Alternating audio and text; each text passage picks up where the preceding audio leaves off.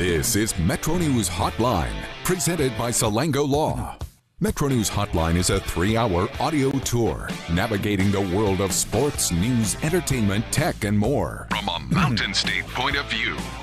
For your entertainment, Hotline is a no politics zone. Seems fair. You can join the conversation. Text the show at 304-825-5304. 304-TALK-304. Or call 800-765-8255. Here's the host for Metro News Hotline, Dave Weekley. All right. Coop, you notice in that open, there's an awful lot of rules. Yeah, there's a lot of rules. You know, like parameters about the show. Shouldn't we be more inclusive? Like what? I don't know. I mean, it's sort of I don't know. When we give the text line, it sort of makes it sound like we're ordering people. It's like, hey, you want to text? Feel free, man. Text in or don't text in. We'll take you either way. Just listen to the show. Okay. You just listen to the show. I mean, just reach over, turn on your radio. You know, if you're in the car right now, you're driving somewhere, just reach down, turn the volume up a little bit. Hey, we're just, one happy family here. There's no rules. You don't have to fit into a certain category just to enjoy our program. Just jump on. There's room on the bandwagon. Get on in. Man, I never realized our open had barriers before, I guess. I know. I don't know. So like, a year after we added this open, is it just getting to you, or what brought this up? Oh, I was just listening to the open, and so the first time, okay. Well, no, not the first time, but did you hear me today? I was making little snide comments in the middle of the open. Honestly, I thought maybe. Well, what did Matt in Utah yesterday say that you weren't on your meds? I thought maybe that was good. I thought maybe it was like Tourette's or something. I turned off your mic. Chris Lawrence just jumped in here. Chris, were you here yesterday when the listener claimed I did like 4 topics in 40 seconds? Is that really true? I heard it on my way home, and yes, you did. I couldn't agree more with him. I mean, you were. I guess I was. I was hyped up on speedballs or something. I was hyped up on Mountain Dew. Oh, the crazy thing about that is it was Matt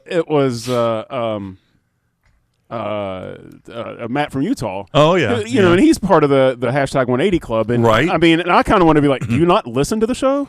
Have you not heard this program? First time, long time? What? Before you debut today's, what was yesterday's question of the day? Oh, I can't even remember what I had for breakfast. That's true. Because I was thinking of it going home, and I had. Oh man, I don't even remember. I don't remember what it was, but I had something, and I thought I needed to tell him that, but I was driving and I couldn't. Communicate. Talking about being off my meds, yesterday was one of those days. Coop, you and I talked about this, where I say the question of the day, then I throw out like 3 questions. Oh yeah, the questions of the day. Of the day. I heard that too. Oh, it had to do with messy cars. Oh yeah. Cars. If it was messy, what you had in your car that wasn't supposed to be there. Yeah, and do you judge? I had a picture I was going to send you. I wish I had of my car at one time, and it had the head of a buck hanging out the trunk. Of course it did. So that tells you, and that also doubles up the story on what smell can you not get out of your vehicle. I had a Chevrolet Aveo and killed a nice buck, and I didn't like drive with it that way, but I thought it looked funny to have the head hanging out with the rack, so I took a picture of it. I wish I had sent that. The funny thing was I bought that car, and the guy who had it had hardly any miles on it, and it was real sentimental to him, and he had kept it in a garage, and he was careful. He wouldn't take it out in the rain. It's not a Corvette, it's an Aveo. Come on. So he was very careful about who he was going to sell it to. And just ask if I would, through the dealer that I got from him, he wanted to make sure it was someone who would take good care of it. like a good adoptive owner of this car. And the dealer's like, oh, I know this guy. He'll take great care of it. So I got it, and I sent him that picture of the deer head hanging out. I sent it to the dealer. I said, you reckon the guy would get upset if we did this? No, I don't think so. It's my car now. I can do what I want with it. It's your animal head as well. Exactly. So. Well, and in high school, I had a calf in my car one time. So a live calf? Yeah. In the back, in the back seat, obviously. Well, it was riding shotgun. Oh, okay. We had a listener send a picture yesterday of a the back seat of their car, and it had a dog in it, Yeah. very cute dog. But then in the back seat, it was full of dog toys too.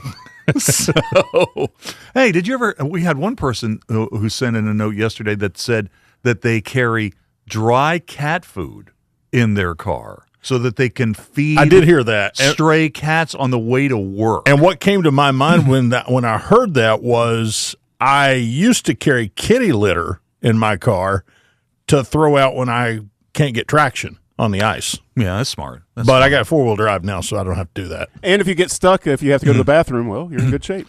Yeah. Now, Coop, Buddy, there's always a tree. By the way, with the calf in your car, were you like going home to make some veal, or what was up with that? Oh no, he had been born. He was a troubled pregnancy, and we had to get him out. And I was trying to get him back to the barn. It was cold, and I just instead of carrying him all the way back, I just threw him in the car. Yeah, that's a good idea. Coop, you've seen me around cats. Oh yeah, So yes. you know how that goes down. I mean, Not well. What would have happened if the first time I'd been in Linda's car, I'd noticed that she had like dry cat food to feed community cats in her car? Ooh, I don't. oh, good point. Yeah, what if? What if? You What know, if? Yeah, what that is if? true. So that didn't Yeah, happen. what a mess your life would be now if you'd have broken that off. Well, I can tell you this: I wouldn't be here. What a train wreck! You'd be the subject of a 4-part series on Netflix. If you didn't have Linda. Hey, man, speaking of relationships, have you seen this story today about the Norwegian athlete yesterday? Did you see this, Coop? You know what I'm talking about? Yeah.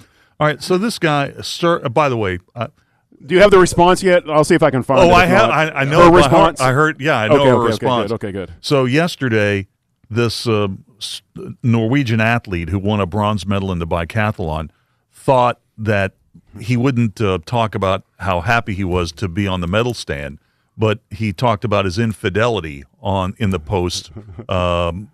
post interviews. Quote, "I made the choice to tell the world what I did, so maybe there's a chance she will see that she really means this to me. Maybe not, but I don't want to think I didn't try everything to get her back." So apparently he had dated this girl for 6 months and then had an affair 3 months into it and then told her about it last week. So he felt like he needed to share this with the entire planet. It's crazy. Okay. I'm not an expert on relationships. Yeah. But I'm pretty sure that was not the right move. Well, her response on social media, and I'm paraphrasing here, was, "He knows how I feel." Right? That's basically all she said. That's all she said. And let's be fair here for a second, man. This dude's doing all this for a 6-month relationship. Yeah, I know. It's crazy. I mean, 6 months. Okay. I have a couple of questions about this. Number one, in his mind, he probably thought this was going to work out like it was the end of a Hallmark movie. Yeah, well, It's Okay. like the people that propose in public and then Yeah. they get shot down. In a Hallmark movie, this is at the end of the film, and he says this about his girlfriend, his ex-girlfriend, I guess, and then the media starts cheering.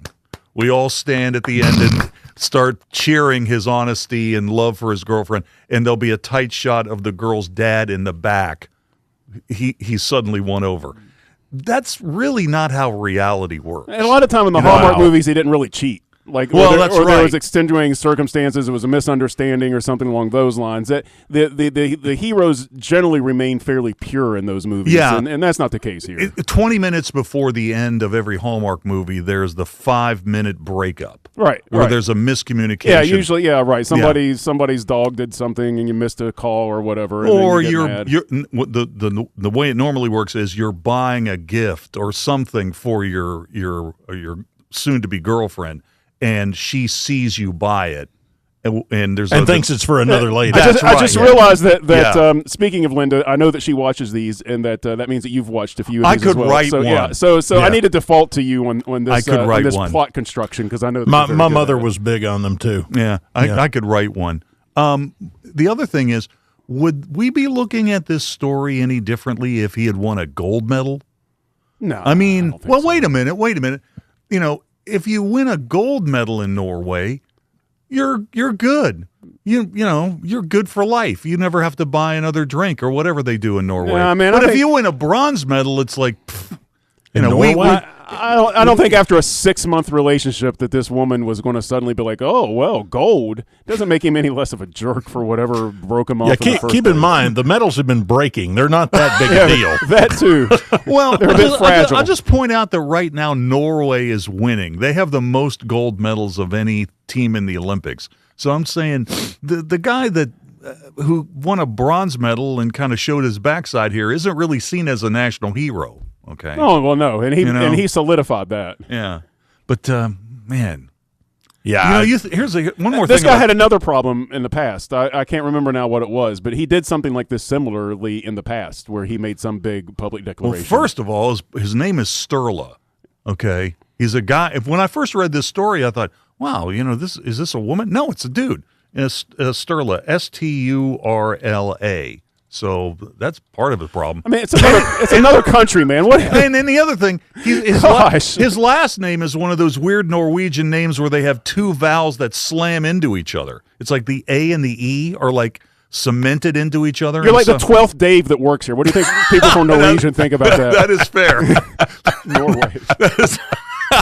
That is a fair counterpoint. I guess the Norwegian culture doesn't ascribe to the same as the American culture, where we say, don't air out your dirty laundry in public. Yeah. But, we watch these elite athletes in the Olympics do these amazing things, and we think while we're sitting there watching that we know what's going on in their minds. Mm-hmm. This is a perfect example of we do not. Okay, I can't believe that a guy who's getting ready to compete at that level. Heck, man, when I played high school football, my mind was focused on that and nothing else. That would have been such a distraction. How in the world did you focus enough to win a bronze medal? I know. How many endorsements did this? I don't know. How many endorsements did he lose? But maybe how many did he gain? Because I like the Olympics, but honestly, I don't think I would have been talking about the bronze medal winner from Norway if it wasn't for this angle on the story. Yeah, you're probably right about that. Man, I was watching. I don't think notoriety anymore is like all press is good press. What kind of knucklehead? I guess who would probably make this guy into an advertiser is like some AI company during the Super Bowl. They would come up with some stupid commercial to do with him. You're right. Other than that, I don't see where it's going to happen. There was something else about the Winter Olympics last night. I was watching the short track mixed race, the sprint. Right. And I don't know about some of these. In the Summer Olympics, I'm going to give you maybe a little bit of leeway, and I'm going to try to learn on the rules. But, man, I do not understand the rules of short track mixed racing. I don't even know what you're talking about. Okay.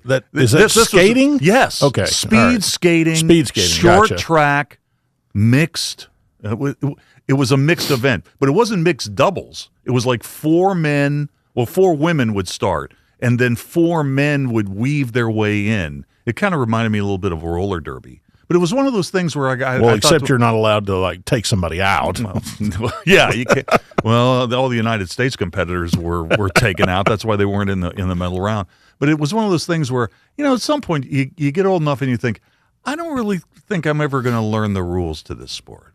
I'm just going to enjoy this and try to enjoy it for what it is, because I have no idea. That's where I am with hockey. Really? I don't understand the rules of hockey at all, but I love to watch it.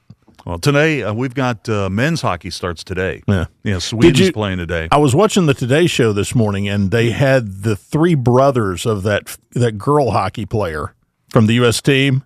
Those dudes are awesome. Like they were dressed up in like the Gilligan hats with all the American flags and total American flags all the way head to toe, and they're just punking their sister, and she's out there wearing everybody out. Oh yeah, it was awesome. That's fantastic. Yeah, they were just wearing Canada out yesterday in the middle of our show, which I really appreciate. Oh, Coop, do you know what today was? Well, first of all, you know what today's temperature is. That was 2 questions at once. Okay. Temperature. Here we go again. Somewhere in the upper 30s. 41 degrees. Okay, that's upper 30s. Brian Jackson. There you go. That's Brian Jackson from my high school. Nice. Wes Unseld, the king of the big man outlet pass, 41. Tom Seaver, 41. Dirk Nowitzki, 41. So it's 41 degrees outside. But have you noticed that the parking lot is finally starting to thaw? Yeah, we were just talking about that yesterday. Yes. Except under my truck, where I had the flat tire. Seriously? And all you people did was talk about it, and nobody did anything to contribute to my misery. I thought Did you really want me out there? No. Well, I would have liked to have, because it would have made a great story for the radio. It's probably that true. that was the worst situation I've been in with a car in a long time.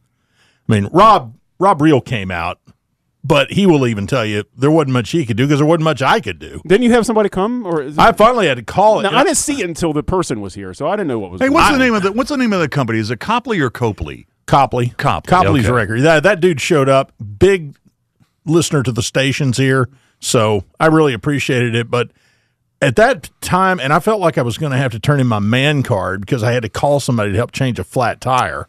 But the truck was sitting on a block of ice. I had crawled up under there, and I was soaking wet, and the lug nuts and everything. Remember, it was like 5 degrees. Everything was frozen. Even the guy from Copley's couldn't get the tire off. We banged on that thing for a half hour before it finally broke free, and he had to use some like WD-40 or something to spray down in there to just get it to loosen up. Man, I was feeling bad for you because you'd already worked a long day, and you're just trying to escape the building. You know, you're just trying to get home. And my phone is blowing up with everybody coming in on the afternoon shift going, "Hey, man, you got a flat tire." Oh, so get ready for that as you're leaving. Yeah, thanks, man. Yeah, appreciate that. Today though, pitchers and catchers reported for the Pirates today. Nice. I think the Reds actually. I heard last night. I was listening to the Reds hot stove. By the way, how many more Reds hot stove things do we have? They take it all the way up through spring training, so I mean, there's still plenty to go. Terry Francona yesterday on the show was talking about the fact that he had 30 player meetings yesterday. 30 one-on-one player meetings yesterday, and everybody was on time. Nice. Well, good for them. Which is really impressive. That is really impressive. What goes on in those meetings? Do they? What's your name? You know, what? I'm sorry. Here's a hat. We wear sleeves and hats in this league. Don't. Where were you in 1990? Don't. Yeah, where were you in 90? Don't wear spikes into my office. You know, that kind of thing. No, seriously. I mean, is that where he is going to evaluate him, or has he already evaluated him from their minor leagues, and he's just like, we think you could fit in here, but I need you to do this consistently, and I look at you as my middle reliever, and I need you to work in pressure situations and just get us to the I'm sure things like that. There's probably some of that, and there's probably some, stuff about, hey, how's your mom, and did you see that Arizona game last night? He's a big Arizona basketball fan. Okay. He was talking about that. He was really hurt, he said, by the fact that they lost to Kansas the other night. Because he was a big baseball star at the University of Arizona. I did take my medicine and buy the MLB TV package for the Reds. I did that today. Okay, how did you do it? I just went through the MLB website. Well, actually, I got an email from them. And it says, hey, you're a Reds fan now. You get no blackouts, and you can pay for the Reds here. Well, that's good. And I'm a guy. I listen to almost every game, but I'll have the game on the radio in like the kitchen, and then I'll have the game on the TV like in the living room with the volume down.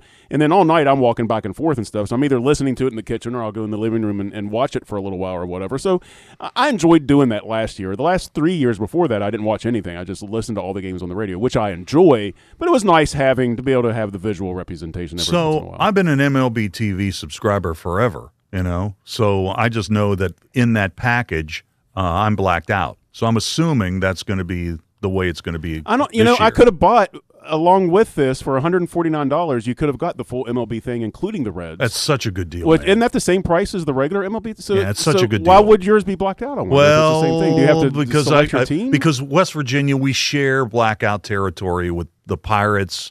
This claims no blackouts. Oh, really? No blackouts, period. That was like the big banner. Well, no blackouts. Well, okay. Only national preference games. Okay, but when FanDuel collapsed, MLB TV took over the Reds package. That's not the same deal with Pittsburgh. Pittsburgh still has AT&T Sportsnet, so you got to pay like another $100 on Optimum to get those games, and I'm really having a hard time with that, frankly.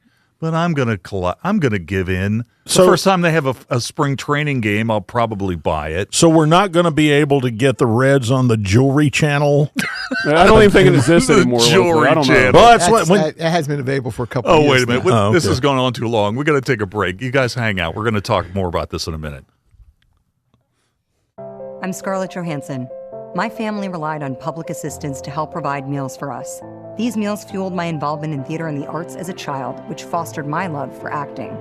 The Feeding America Network. Poca Valley has proudly served the citizens of Roane, Kanawha, Putnam, and surrounding counties for over a century. As your trusted community bank, we're committed to building relationships and meeting your financial needs. And with the Poca Valley Visa card, you can enjoy competitive interest rates, no annual fees, and a rewarding points program, all from a bank you know and trust. Visit your local Poca Valley office to apply or call us. Poca Valley, where relationships matter. Member FDIC. Trojan Landing Marine is now Charleston's newest power sports dealership. We now feature a full line of sleek Suzuki street bikes and four-wheelers. We're now offering the innovative riding experience of Benda motorcycles. The next step in motorcycle evolution with all-electric Zero high-performance bikes. We've now got Segway vehicles starting as low as $10,000. Come in and check out our great selection of high-quality Benelli and Royal Enfield bikes. Visit Trojan Landing in Charleston, now your water, road, and dirt dealership. You want to know what West Virginia is talking about? It's good to be back in Morgantown today. Now it's different. I think it's mostly just business. What I voted for and what I think makes the most sense. Well, Dave, this has been a bit of a controversy. I want to thank the caller last week that said I sounded like Hoppy Kercheval. That was flattering. Join Dave Wilson and TJ Meadows Monday through Friday for Talk Line on Metro News Television.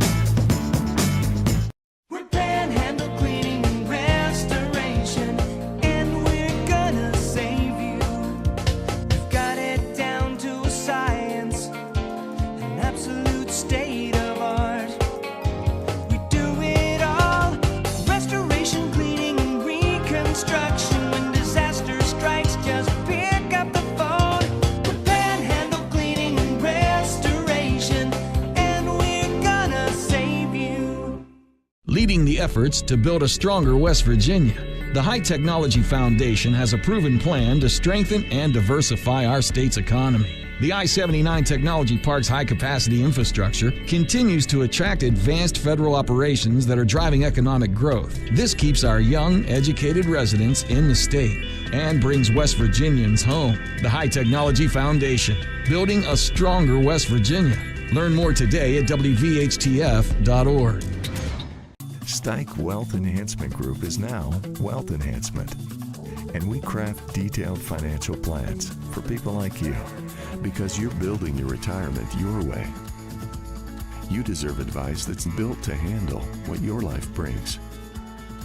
To meet with your Stike team advisor, call us at 304-443-4240 or email stike-info@wealthenhancement.com. On the next State of Minds. My dad always said, don't let any one individual control your destiny, what you do, what your value is. And I wasn't about to let Paterno do that to me.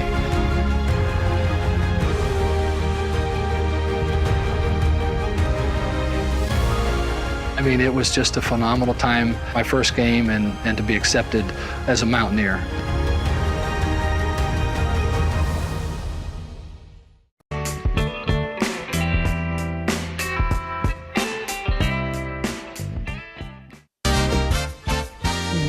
Virginia Metro News, I'm Jeff Jenkins. Governor Patrick Morrisey says he's willing to talk about bills that would change the state school aid funding formula, but he warns any increase in spending will have to include a corresponding cut in spending. Anytime folks want to put new money that's not accounted for, you got to take it away from somewhere else. We're not spending more in aggregate, right? That part I'm clear about. Morrisey making those comments at a news conference earlier today. The governor used that news conference to announce the appointment of former charter school system administrator James Paul to the State Board of Education. Paul says school choice is a good thing. All of these options that parents now have, they can strengthen, and they are strengthening our education system. not weaken it. They complement it. They make it better for everyone. I've seen this firsthand. I've studied this. Meanwhile, a troubled Marion County sewer system is going to get some help. Through the work of Delegate Phil Mallow, the town of Worthington received $2 million through an AMLR grant from Governor Patrick Morrisey to address their festering sewer problems. A problem misdiagnosed during a heavy rain event in June of 2024 has resulted in catastrophic problems throughout the system since. But I want to tell you, this guy has it right. And if there's one person who's responsible, it's Phil Mallow. Mallow represents the 75th District in Marion County. Mike Nolting for WVMetroNews.com. You're listening to Metro News for 40 years, the voice of West Virginia. Hi, I'm Chris Lawrence, and the great outdoors is coming inside. Join me at the 24th Annual West Virginia Fishing, Hunting, and Outdoor Sports Show presented by Can-Am, March 7th and 8th at Milan Park in Morgantown. More than 100,000 square feet of fishing gear and hunting supplies, outfitters and charter boats, ATVs, campers and tractors, guns, knives, and much more, all under one roof. An outdoorsman's paradise. The West Virginia Fishing, Hunting, and Outdoor Sports Show, March 7th and 8th in Morgantown. A WVRC media event. Hi, I'm Zach Hupp, project manager with CEC. After graduating from Glenville State College, I took over my dad's surveying business. It was fulfilling, but when CEC came calling, I knew it was an opportunity I couldn't refuse. With CEC, I'm reaching clients I never dreamed of and seeing projects through to completion. It's more than a job, it's a new chapter. At CEC, we engineer progress in the great state of West Virginia. Find out what CEC can do for you. Visit CECinc.com. The State Fire Marshal's office says too much damage in a deadly fire from last weekend in eastern Kanawha County to be able to tell how it started. The office says the official cause of the blaze in Marmet that killed a 65-year-old woman is going down as undetermined for now. Also in Kanawha County today, the quadruple murder trial of 21-year-old Gavin Smith set to start later this month in Kanawha County Circuit Court has been pushed back to June because a key prosecution witness is unavailable. From the Metro News Anchor Desk, I'm Jeff Jenkins. Veterans, plan ahead to ensure your loved ones are protected at the end of your life. Include a copy of your discharge papers with your will. Apply for VA life insurance. Write your health care decisions in a living will. Review survivor's benefits. Explore VA burial options with a pre-need application. Don't wait. Visit va.gov/plan-ahead to learn more.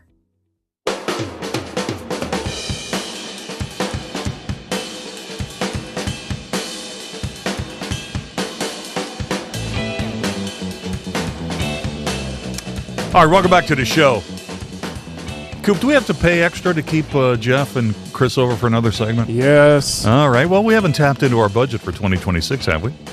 Yeah, I don't think so. Okay. All right. Yeah. Just take that out of Ryan's cut. Yeah. Let's move that. Let's move that around. Yeah, he won't care. No, he won't. He won't care about that. By the way, we have an update on the conversation we were having about the listener who was keeping the cat food. Yeah. Okay.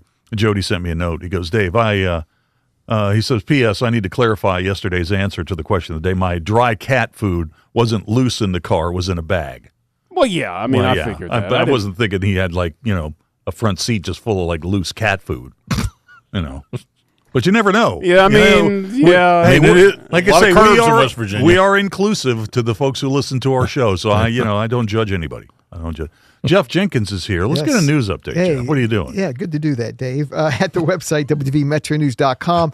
Pretty busy day at the state capitol. Governor Morrisey named a new member of the State Board of Education, his first appointment to the state board. So there was an opening. He filled it, and he filled it with the former administrator of the charter school system. So West Virginia has a charter school system, public charter school system, and James Paul was the executive director of that for the last couple of years, ever since it was created, and he stepped down from that position just a little while ago.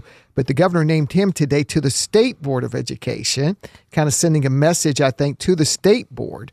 One thing that Morrisey said today, he said there are a lot of 9-0 votes on the state board. I'm expecting 8-1 votes now.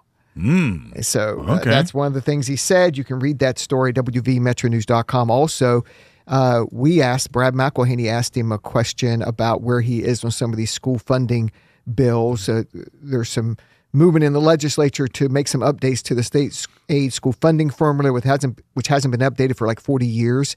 And so Morsi made some comments on that. That's the lead story right now. You can read about that at the website. Also, the State Board of Education met today, and they gave the final approval of some school closings in Wayne County. Dunlow, Genoa Elementaries are closing after this school year. Same story, basically. Shrinking student enrollment and the cost of keeping small schools open.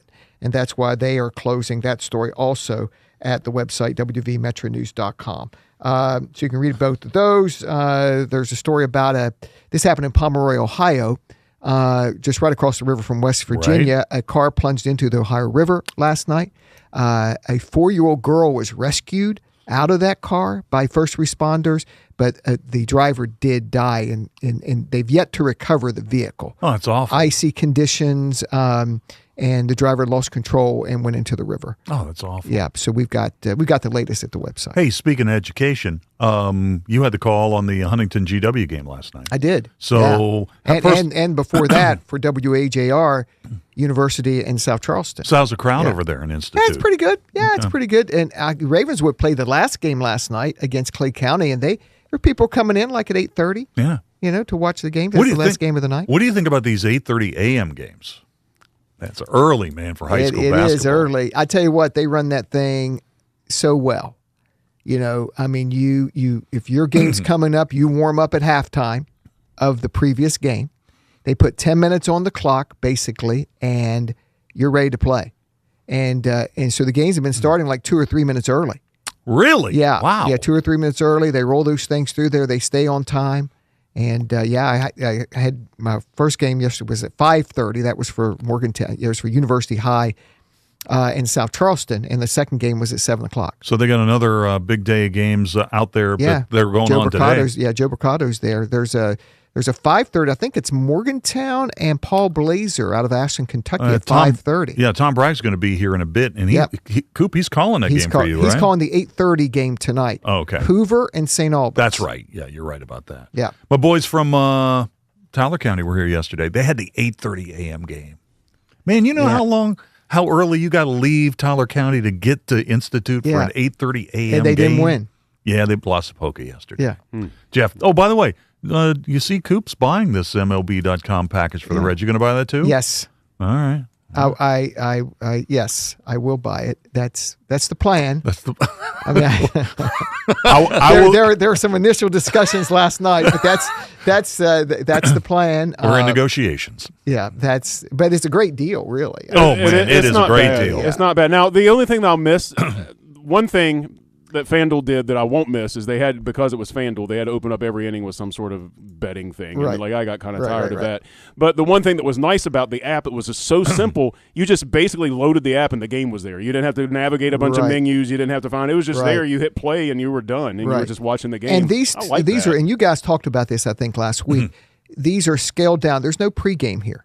I mean, there's not a major pregame. There's not like a half hour or like the Pirates do 90 minutes. Yeah. I mean, the Pirates do a long pregame. Now, I will miss. We're terrible. Did you always leave on? I always left it on after the game because I would be doing other stuff around the house, and I like to listen to the press conferences and stuff after the game. So I kind of miss that. Yeah, so they'll cut that. They'll cut that. So no, the announcers are the same for the Reds. But I mean, I just don't. I wonder if they're going to keep all the same people. Annie Sabo's not in. She's not. She's posted. She's out. She wasn't retained. Yeah, she's not going to have a problem getting a job. She's really good. She was honestly very good. Yeah, she's really good. Very good. She's really good. Yeah, she'll end up somewhere. But she was a lot of pre and post game though. So that she was. At the risk of being the boomer here, I'm not getting it. I'm going to stick. I'm going to stick with the radio because, as I've heard Coop say, you don't need a subscription to listen to the games on the radio. I will listen to the games on the radio also. Yeah, me too. I listen to every game on the radio. I just have it on both places. Yeah, that's right. That's good stuff. That's funny.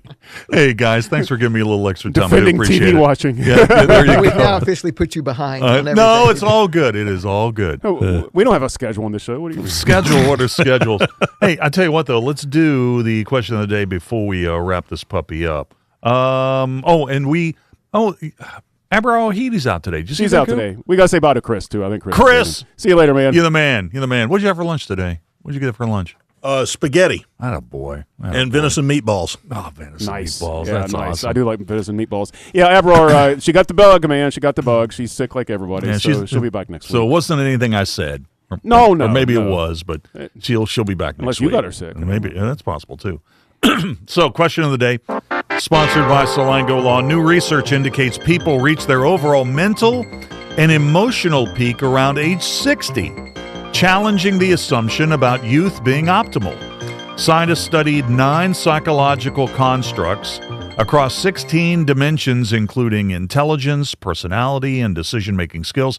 Their study found composite functioning continues developing through midlife despite declining processing speed. The research suggests adults between 40 and 65 show the best combination of accumulated knowledge, emotional regulation, and judgment.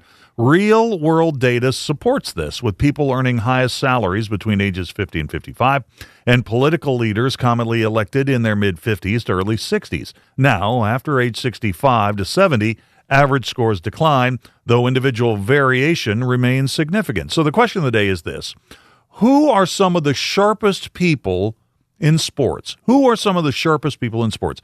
Talking about players, coaches, front office executives, etc., and why? Who are some of the sharpest people in sports? To respond, text those in. 304-TALK, 304-825-5304. Tweet me. I'm on Exit Weekly, WEEKLEY. One word, 3 E's, WEEKLEY. Tell you what, let's take a break, and Jeff Erickson from RotoWire is coming up next. Hi, I'm Eli Henthorne, project surveyor at CEC. Starting my career at CEC was the best decision I ever made. I wanted to explore new areas in land surveying, and CEC offered just that. I've grown so much serving diverse markets and rapidly advancing my career, and it's more than just work. CEC is like family, supporting me every step of the way. CEC is where your career takes flight. At CEC, we engineer progress in the great state of West Virginia. Find out what CEC can do for you. Visit cecinc.com. Metro News Hotline, brought to you by Salango Law, will return right after these messages.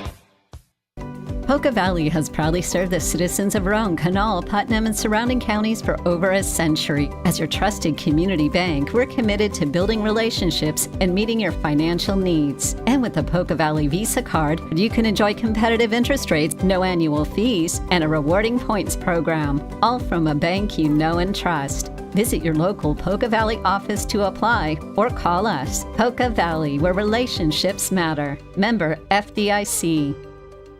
Trojan Landing Marine is now Charleston's newest power sports dealership. We now feature a full line of sleek Suzuki street bikes and four-wheelers. We're now offering the innovative riding experience of Benda motorcycles. The next step in motorcycle evolution with all-electric Zero high-performance bikes. We've now got Segway vehicles starting as low as $10,000. Come in and check out our great selection of high-quality Benelli and Royal Enfield bikes. Visit Trojan Landing in Charleston, now your water, road, and dirt dealership. You want to know what West Virginia is talking about? It's good to be back in Morgantown today. Now it's different. I think it's mostly just business. What I voted for and what I think makes the most sense. Well, Dave, this has been a bit of a controversy. I want to thank the caller last week that said I sounded like Hoppy Kercheval. That was flattering. Join Dave Wilson and TJ Meadows Monday through Friday for Talk Line on Metro News Television.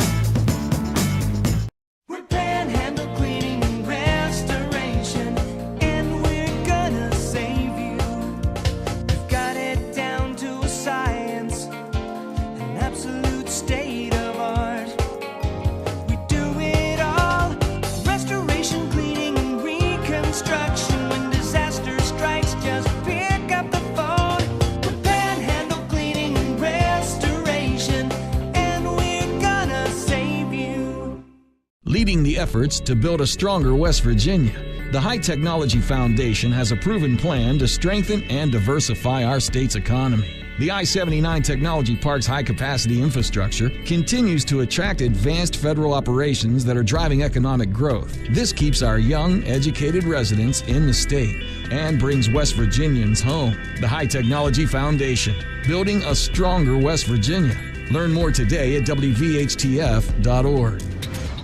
Stike Wealth Enhancement Group is now Wealth Enhancement. And we craft detailed financial plans for people like you, because you're building your retirement your way. You deserve advice that's built to handle what your life brings. To meet with your Stike Team advisor, call us at 304-443-4240 or email stike-info@wealthenhancement.com. On the next State of Minds. My dad always said, don't let any one individual control your destiny, what you do, what your value is. And I wasn't about to let Paterno do that to me.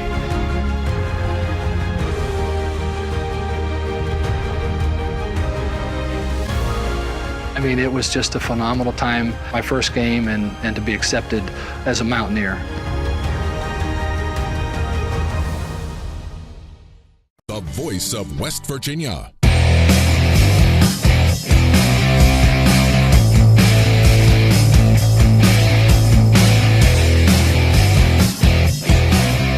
All right, welcome back to the show. Jeff Erickson joins me, senior editor at RotoWire. How you doing today, Jeff?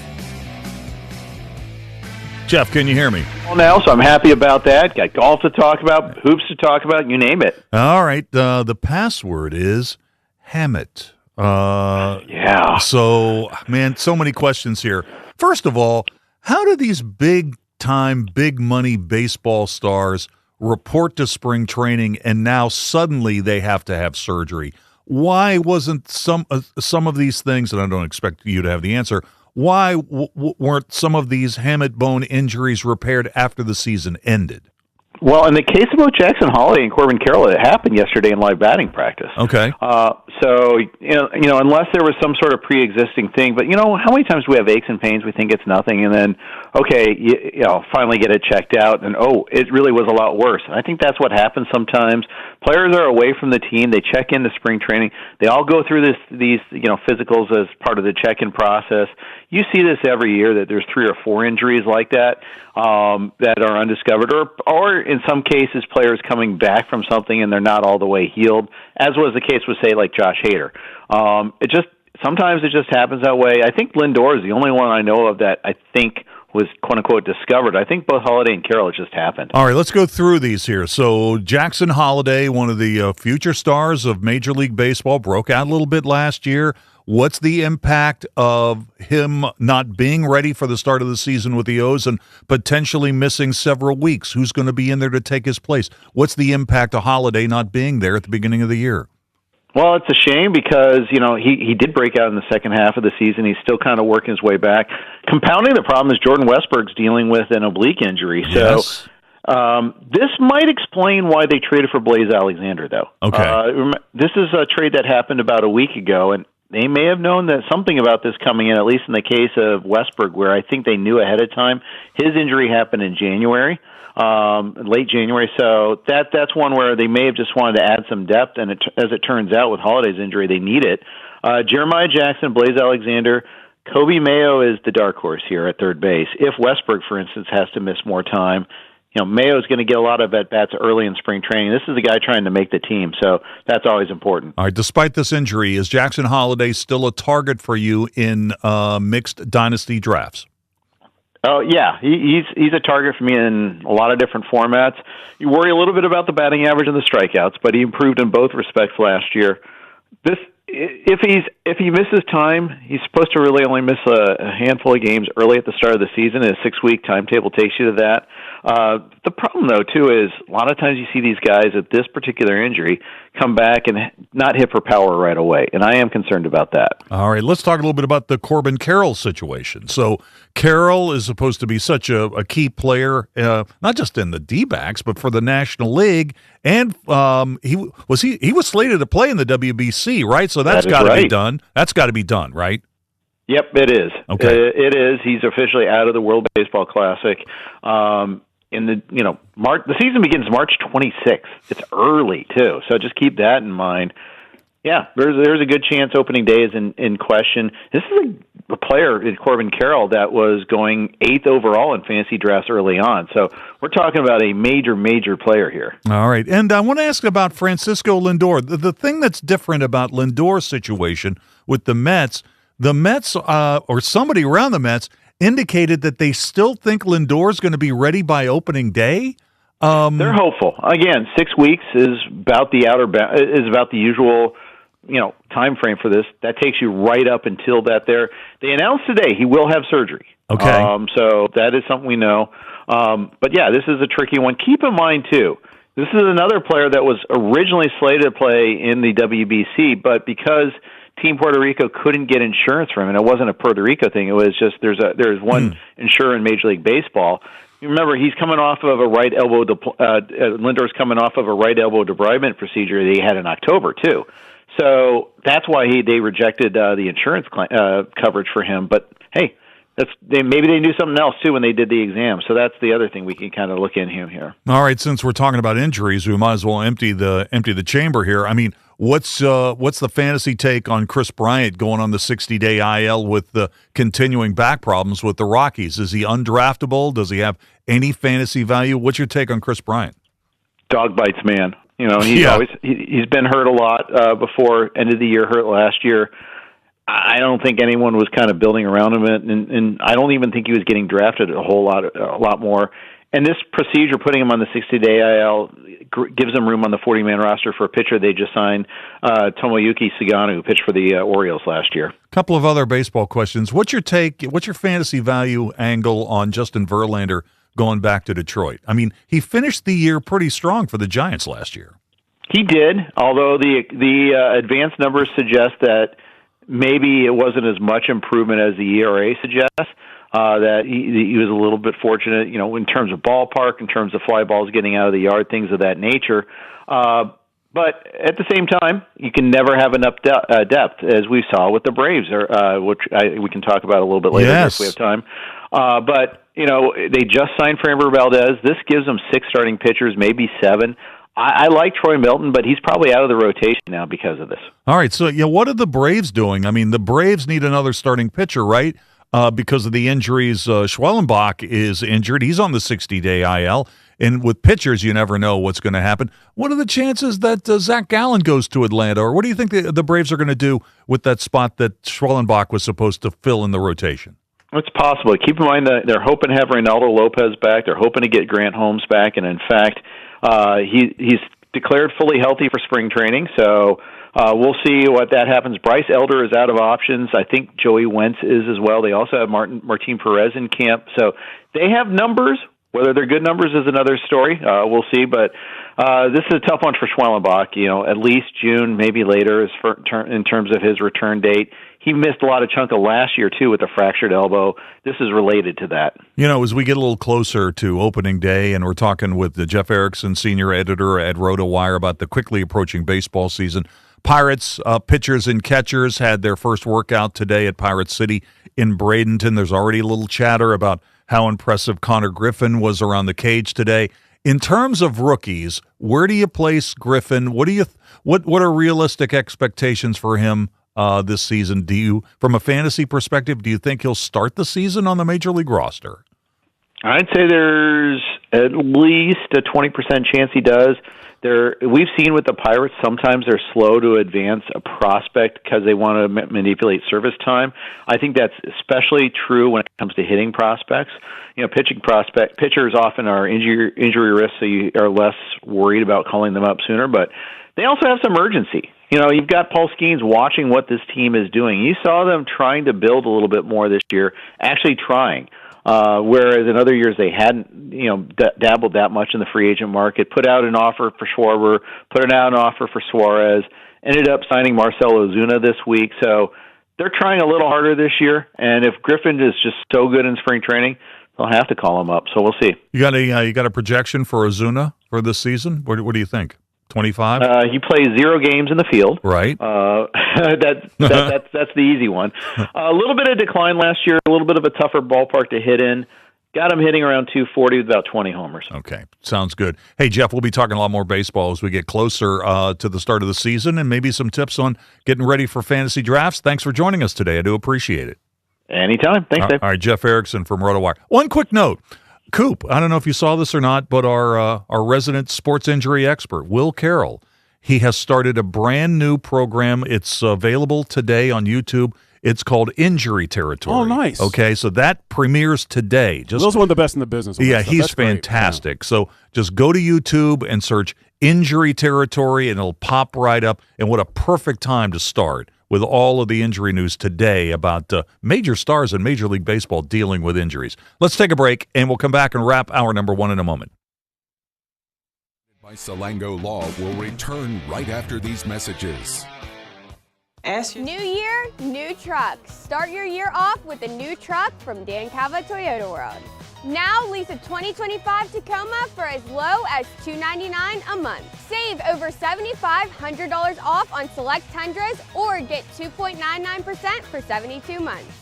It's your last chance to get a gas model 2025 RAV4. Don't miss out. Come experience cars you can count on year after year. Dan Cava, Toyota World in Fairmont. Shop the road. Coming to Parkersburg High School, February 6th and 7th. Who are the toughest men and women in the state of West Virginia? Watch Tough Man live on Metro News Television to find out. Featured fights, top 5 finishes, and event archives. Download Metro News Television on iPhone, iPad, Android, Roku, LG TV, Apple TV, Fire TV, and select Samsung Smart TVs. Find out more at WVMetroNewsTV.com. Poca Valley has proudly served the citizens of Roane, Kanawha, Putnam, and surrounding counties for over a century. As your trusted community bank, we're committed to building relationships and meeting your financial needs. And with the Poca Valley Visa card, you can enjoy competitive interest rates, no annual fees, and a rewarding points program, all from a bank you know and trust. Visit your local Poca Valley office to apply or call us. Poca Valley, where relationships matter. Member FDIC. Start your new year off right with a new ride from Dan Cava GMC. Come explore our 2026 GMC Acadias. Spacious, smooth, and made for everyday life. It's truly a fan favorite. Drive into winter with a new 2026 GMC Sierra, now up to $12,000 off, or lease as low as $499 a month. So upgrade your ride this year with us at Dan Cava GMC in Bridgeport. Shop the road. Trojan Landing Marine is now Charleston's newest power sports dealership. We now feature a full line of sleek Suzuki street bikes and four-wheelers. We're now offering the innovative riding experience of Benda motorcycles. The next step in motorcycle evolution with all-electric Zero high-performance bikes. We've now got Segway vehicles starting as low as $10,000. Come in and check out our great selection of high-quality Benelli and Royal Enfield bikes. Visit Trojan Landing in Charleston, now your water, road, and dirt dealership. I have had a complicated relationship with food. My job was to talk to heart failure patients about diet and exercise. I felt like, why would you listen to me? Because I was not following a diet that was healthy for me. I needed help. Bariatric surgery at WVU Medicine helped me lose 175 pounds. I feel like I'm free. They hold the skill, they hold the tools, and they're waiting for you to come say that you need the help. It's high school basketball season, and Metro News Television has you covered. Rivalries, buzzer beaters, classic hardwood competition. Watch live and on demand from gyms across the Mountain State. Stream Metro News Television on your iPhone, Android, Roku, Apple TV, Fire TV, LG TV, and select smart TVs. Or visit MetroNewsTV.com for more information. High school basketball lives here on Metro News Television.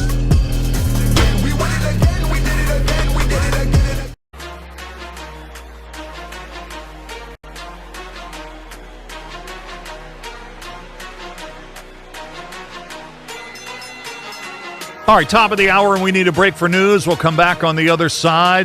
Tom Bragg's going to be here to talk some sports. We'll be back with more in a moment. This is Metro News, the voice of West Virginia.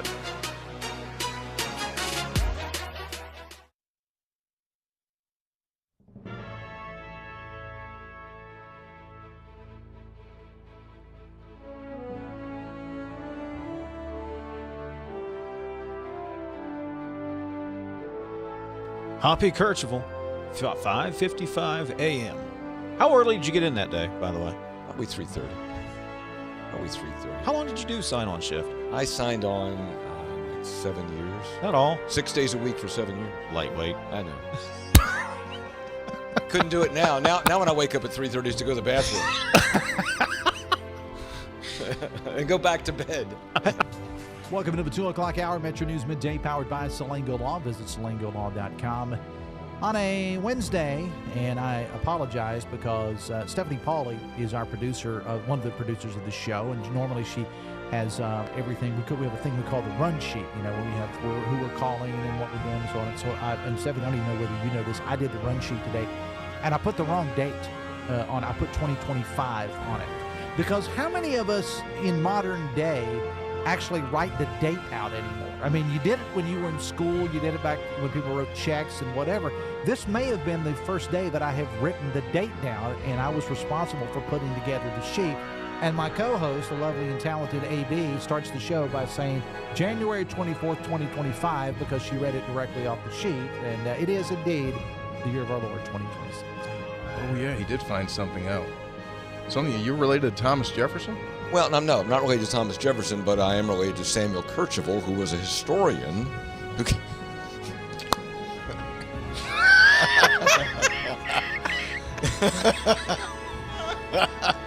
I'm going to tell you something about Samuel Kercheval. Him and Jefferson out smoking corn silk. Kercheval told him, Thomas, I don't know about this country. Might want to start again. He could. So I don't have a monitor here, so I really can't see what happens at the beginning of the show. Mm-hmm. So at what point do I pop up? When the music starts and Mr. Announcer comes on? Yeah. So they see all the little panic things that I do that I'm still in the process of setting up? Yes. They see you shuffle about uncomfortably. They see you blow the dust off your headphones. They see you put in like 2 cough drops at the same time. Oh, yeah. I don't do 2 at the same time. Yeah. Okay. All right. I don't know that. I should probably... Now, these shows are archived, right? So I can go back and watch them. Yes. So I could live this show in real time and then go home and, when I say something to Linda like, hey, did you hear when I did this? And I don't watch it. Well, let's get in front of the TV and watch me do it again for 3 straight hours. Yes, it's archived just like the audio podcast. Ah, that's right. And see, this is the thing that gets the NCAA in trouble. Excuse me. When it goes to court here. Is there a clock or not? Greg, we talk about the clock all the time. Mm-hmm. If he began in 2019, the clock should have run out, whether he's played the 4 years or not. And that's part of the argument because some guys go right through the clock, right? TJ Finley, we've mentioned many times on this show. 7th team coming up this year. He's playing for Incarnate Word. He's played 7 seasons at 7 different schools. Now, why hasn't his clock started? Why doesn't he have the 5-year clock? So if you're Aguilar, I get it. He just bouncing him off the ropes. Somebody save this man. Oh, my Lord. Oh.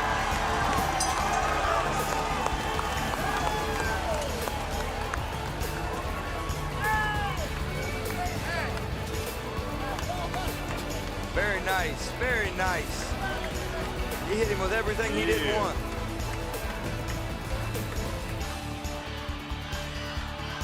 Ten seconds remaining. There'll be a direct snap here. Snap back. It's Tyler. Tyler fakes the run. He throws. He's got an open man. Pass top 10. 5. End zone. It's a touchdown. Pulled in by Nestor. 3 seconds left. Are you kidding me with the play call right there by Kevin Whiteman? Again, forget the game-winning field goal. Whiteman says, we're going to try and win this thing right now. The direct snap to Tyler sucked everybody up, and Nestor slips behind. What an unbelievable gutsy play call, and then perfect execution by these Falcons. Things aren't always going to be great. And sometimes, you can work really, really hard and it's still not great. You're still not successful. But, if you continue to do it, one way or another, things are going to be work out. You're going to be successful. And it may not be in the world's eyes, but, God's made us this way. He's blessed us with so many things. And I think that's one of our attributes that we need to have is we're going to continue to work. We're going to continue to work hard. And if it doesn't work out exactly how we want, just keep plugging away because God's got better plans.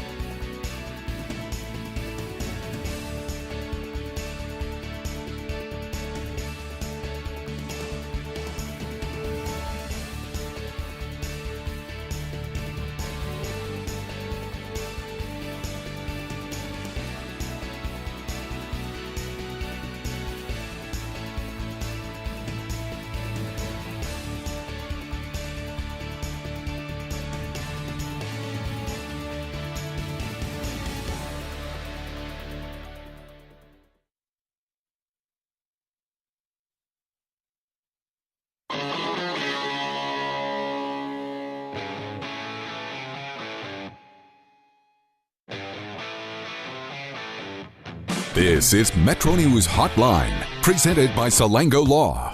Metro News Hotline is a 3-hour audio tour, navigating the world of sports, news, entertainment, tech, and more from a Mountain State point of view.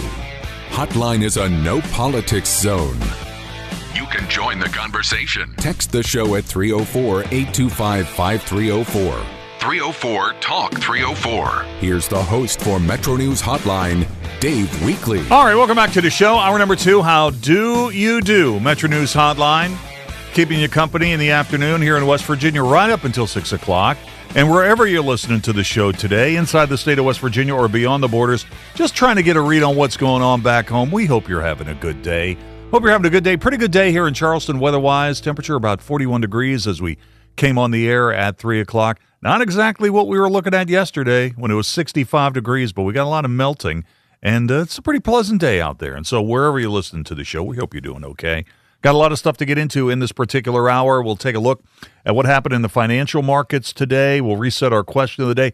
Tom Bragg's here, so we'll talk about Marshall sports. We'll get into a little bit of the high school sports. He's going to be calling tonight's game between Hoover and St. Albans, the Country Roads shootout. It's a third day of this event that's just been wall-to-wall boys and girls basketball getting started bright and early, 8:30 in the morning. And Tom, what time's your game tip tonight, in theory? In theory, it will tip approximately at 8:30 p.m. So, man, that's like, what, 14 hours of basketball? If one were so inclined, yes. A day? Yes. So, let's see. What we've had out there today already. It started this morning where St. Joe was a winner over Parkersburg Catholic, 74-48. Ripley defeated Shady Spring, 45-33. A couple of girls' games this afternoon. Roane and Doddridge County, Williamstown and West Side. Tonight, let's see, we got Martinsburg and Boyd County.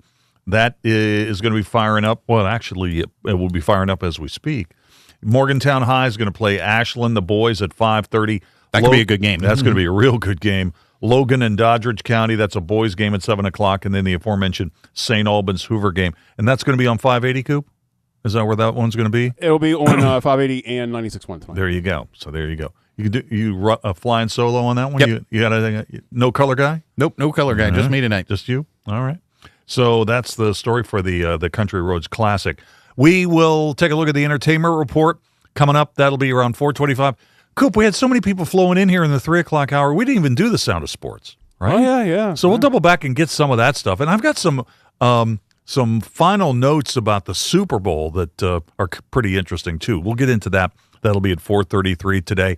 5 o'clock hour, in or out at 5:25. Tony Caridi will be here at 5:33. You know, West Virginia played Super Bowl Sunday against Texas Tech and lost at the Hope Coliseum. WVU will be back in action on Saturday in Orlando against UCF. UCF, the Knights are pretty tough at home. So we'll talk about that with Tony. That'll be at 5:33 this afternoon. All right, here's what happened in the financial markets today. In the markets today, a little red, but not, excuse me, not too much to worry about. The Dow was down 0.1%, lost 67 points today, 50,121 at the close. S&P 500 was flat, absolutely flat, down 1/3 of 1 point, so 69.41. NASDAQ was down 0.2%, losing 36 points today. NASDAQ closing at 23,066. So kind of a quiet day. That's been unusual for the markets lately. Among stocks of local interest to West Virginia, there were big percentage gainers or losers today. You know, heavy industry is doing pretty well here. We're seeing a rotation out of tech stocks into things that really are not associated with AI. Caterpillar was up 4%, gained $30 today, $772.45 at the close. DuPont was up 4%, gained $1.96, $51.39 at the close. Halliburton, likewise, up 2.4%, tacked on 82 cents, $34.84 at the close. What about the energy space? Well, oil today up 1.5%, gained 92 cents. WTI of the NYMEX closed at $64.88. Nat gas was up 2.4%, tacked on 7 cents at the moment, trading at $3.19 per unit. And what about Bitcoin? Man, Bitcoin has been a rough road lately, and it was again today, down almost 2%, losing a little over $1,300. A Bitcoin, $67,500 at the end of the trading session today. All right, let's get into our question of the day. Question of the day. Saw this morning. I thought it was pretty interesting. New research indicates people reach their overall mental and emotional peak around age 60, which challenges the assumption about youth being optimal. Scientists studied 9 psychological constructs across 16 dimensions, including intelligence, personality, and decision-making skills.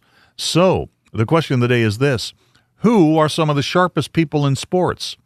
Players, coaches, front office, etc., and why? Who are some of the sharpest people in sports? Players, coaches, front office, executives, and more, and why? To respond, you can text those in 304-TALK 304-304-8255-304. Tweet me. I'm on Exit Weekly, WEEKLEY, one word, 3 E's, WEEKLEY. A couple of really interesting takes on this. Here's Anthony in Clarksburg. He says, Dave, probably a lot of recency bias here, but Curt Cignetti, however, he's had one heck of a few years. He has. No question. Hey, Tom, now Marshall beat Cignetti when he was at JMU, didn't they? Yes. I think Sig only played against them once. First year Marshall was in the Sun Belt down in Virginia. Marshall won that game. I remember that game. Didn't Marshall hold them without a touchdown? It was something like that. It was one of the really good Marshall games from that time period. It was an interesting year making the transition into the Sun Belt. JMU coming in at the same time. You know, I had just come off covering WVU for a couple of years, and we saw 1AA or FCS version of JMU come up in Neil Brown's first game, and really that was a tight game throughout, and it wasn't so much like, oh, WVU might be bad. It was like, man, that JMU team is good. So you kind of knew you were going to have your hands full with JMU, and then Marshall kind of made it look easy in that one year. It's odd. You look back at Cignetti's career lately, like this decade, he's only got 5 or 6 losses. Charles Huff and Neil Brown, 2 of the coaches that beat him along the way.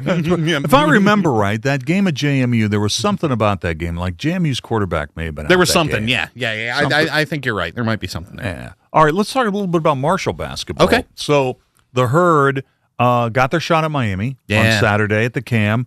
Big crowd. Miami kind of got back to what Miami does. They scored over 90 points in the game. They got a big lead early.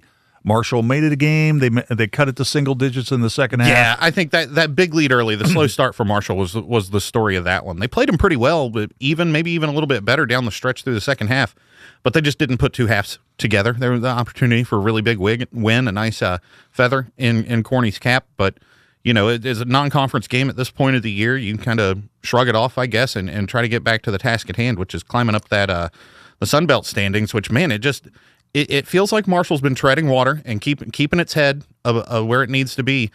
And all of a sudden you look, you know, we're in stretch run and they're a game and a half, not quite 2 games out. They've got South Alabama coming up in this stretch of 3 games in a couple of days. So the opportunity is there for the Herd. So 3 games in 6 days starting tonight. Yeah. Old Dominion tonight, at Georgia Southern this weekend, and then the makeup game against the Jaguars of USA next Monday night at the Cam. That was a game that was delayed because of the bad weather. You mentioned it. Marshall's a game and a half back. They're tied for 3rd in the Sun Belt. Troy is there.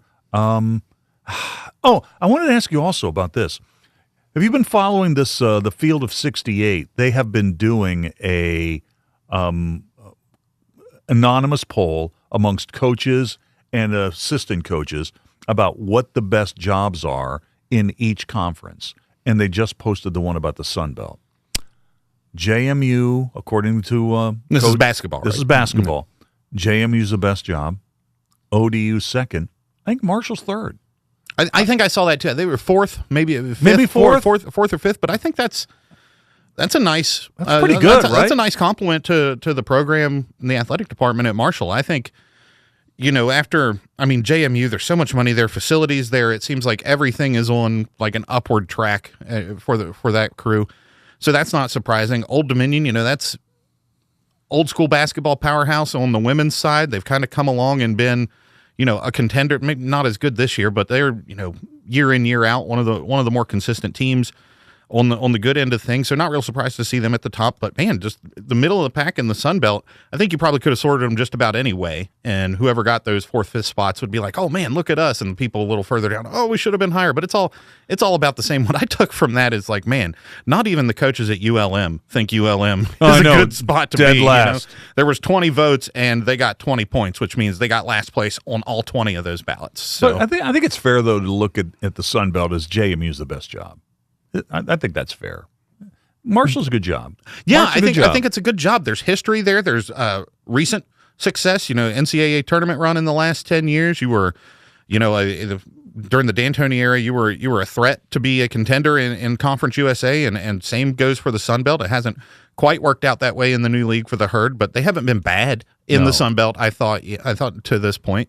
So yeah, to see them in that top half, I think it's a tip of the cap to the program, the history there, the foundation D'Antoni laid, and how Corny Jackson's kind of picked up the baton and ran with it the last couple of years. We put the curse on Marshall women's basketball. Yeah, a we've few done weeks that a couple ago. times this year. I think. Yeah, I came out and said, "Hey, it's time to start talking about Marshall women's basketball." They're like, no, and don't look at us. immediately they got beat, and I think it was JMU that beat them down. It was.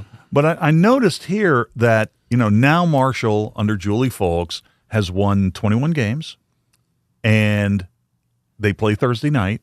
And this stat from Marshall Sports Information got me. This year is just the third 20-win season Marshall has had in 35 years. What's your reaction to that? I think that it is shining a spotlight on what a great job Coach Folks has done since she came in. You pick up the pieces after Kim Stevens leaves, that one-year wonder. They won everything while she was here, and you think, okay, well, that was fun while it lasted. They'll go back to being what they were before. And they did take a step back. I think it was a very high bar to reach coming in with the success they had the year before. But man, look where they are now. Like you said, just third time in 30 some years that they've been able to win 20 games. I think that, good way to put this, fantastic hire. The folks that put that together, fantastic hire. They've had some really good women's basketball hires lately. I think jury's still out on Corny because it just hasn't been that long. They've been all right, but I think when the recent maybe venom and vitriol surrounding the previous athletic department regime has some time to maybe go away, for people to maybe forget about it a little bit, and you start looking back at the people that he brought in and the job they've done, I think there is a silver lining there. There may be some kind words to those folks that people may not be willing to talk about right yet. So this year is Marshall's third 20-win season in the last 35 years and the 7th total in program history. So, that really is impressive. Yeah. Marshall baseball starts this weekend. In fact, their first game of the season is Friday morning at 11 a.m. They play Evansville in Kennesaw, Georgia. So, we talked about this when you were here last week. It's not a coincidence that Marshall's program in baseball has taken a step forward when they got a facility on campus to play in. No, like we said, there's a bit of a blueprint there, and you got to get the coach, and you got to get the stadium, and then you get the players, and Marshall has followed that path, and they're reaping the benefits of it now. Picked fourth preseason in the league. Expectations are about as high as they've been maybe in my entire lifetime for Marshall baseball, and that's exactly where they wanted to be. So we'll see how the season goes, but they won the offseason. I think it's time for outside sports again. I'm looking forward to it. Hey, I want to ask you about high school basketball in a second, but I also wanted to, I don't know if you've heard this, but there is a documentary coming out on Bob Huggins. Apparently, I've heard. Okay, so there's a Huggins doc coming out, and there was a lot of chatter around the interwebs over the weekend when Huggs showed up at the Marshall game. Yeah. Okay, so it seems like it's like ex-girlfriend action. People following the guy around. They have a problem when he goes to Marshall games. They have a problem when he goes to Cincinnati games. They have a problem when he talks about one of his former assistants is on the staff for Jeff Capel at Pitt. I think this documentary might be kind of interesting. There's a couple of things here. Maybe. Isn't the guy making it like in Bob's pocket? Like, isn't it like I'm sure the that's Last gonna be Dance? it. Like the Michael Jordan story told by Michael Jordan? It's going to be the Bob Huggins story told by Bob Huggins. I'm sorry. I'm a little skeptical of how this is going to turn out. Fair. Yeah. But isn't it time for WVU to give Hugs his flowers and maybe just kind of like move past this weird period where he's been persona non grata? He embarrassed the school. He embarrassed the athletic department. And then he told him, F you, on his way out. I'm going to sue you. That is all true. Because I broke my contract and didn't understand it. And now I'm going to sue you on the way out. And once people start to soften on that a little bit, I'm going to go to all of your biggest enemies' houses and wear their clothes and show it in your face. Like, I can see being like, this guy just... He's inviting it, I think, at this point. Yeah, I think maybe WVU fans could do themselves a favor and just get over it and don't pay attention to him at all. But he's like setting off fireworks and waving his keys and going, look at me, look at me, look at me, look at me. Aren't you mad at me still? So I think it's a publicity thing. He's trying to drum up interest for this documentary. There may be something to that. Yeah. There may be something to that. All right. Bob's a lot of things, but he's no dummy. Yeah, you know? You're right. You're right. All right, high school basketball tonight. Yep. What are we looking at here with this game between Hoover and St. Albans? What do you think? It's going to be an interesting game. You know, Hoover's still trying to just find a little bit of consistency. It's been kind of up and down this year after a really good season for Ryan Thomas in his first year last year. Dane Hatfield probably had a lot to do with that. That guy was a pretty good basketball player as well as football. But, you know, it's a good chance to get a solid win against a team that if you look at the record, you think, oh, St. Albans is just okay. They have had a crazy schedule. They've played some of the best teams in 4A, some of the best teams in 3A. They've got a win against Parkersburg South this year. GW can't say that. Capital can't say that. And a big part of that is Junior Brogan Sams. I think he's scoring, last I checked, it was like 27-some points per game. I don't think they have filed on Max Prep, so it's not listed among the state leaders on the SSAC site. But this kid is incredible. He's, Alcanal Valley for years now. He was the freshman of the year in basketball and in baseball 2 years ago. He's a junior now. He is a fantastic ball player. He went off, I think he had 30 last night in their loss at Capital. That's a guy you got to keep your eye on him. And man, Alan Osborne just keeps finding these guys, the McNeelys, the Brogan Sams. It's a good pairing for both guys there. It should be an interesting one. St. Albans, I said, the record maybe not as indicative of how good they are. They've played Nitro tough twice. They beat them in overtime once. They lost in overtime against them. So I expect St. Albans to come out gunning. It's been a rough run for them lately. Hoover might have its hands full tonight. St. Albans and Hoover on our flagship 580 WCHS. Tip time approximately 8:30 tonight. About 8:30, yeah. And also on 96.1. Oh, and don't forget, there is a high school sports line tonight. That will be at 7 o'clock. Coop, how's that going to work? We're going to carry a high school sports line until St. Albans and Hoover tips? Just carry till 8:30. That's almost the end of the show, so yeah. Yeah, I think that's right. And I think Daniel's got a road game for state on the beat tonight. Oh, does he? Too. Yep. Oh, yeah, we'll go through the wall-to-wall basketball on our stations tonight. We will go through the Mountain East schedule a little bit later on. Thank you, Tom. Absolutely, guys. Appreciate it. Let's take a quick break. We'll come back with the entertainment report in just a minute. Don't forget about our podcast. Check out your favorite podcast provider or simply go to WVMetroNews.com and click on the podcast link. This is Hotline, presented by Salango Law on Metro News, the voice of West Virginia. Leading the efforts to build a stronger West Virginia, the High Technology Foundation has a proven plan to strengthen and diversify our state's economy. The I-79 Technology Park's high-capacity infrastructure continues to attract advanced federal operations that are driving economic growth. This keeps our young, educated residents in the state and brings West Virginians home. The High Technology Foundation, building a stronger West Virginia. Learn more today at WVHTF.org.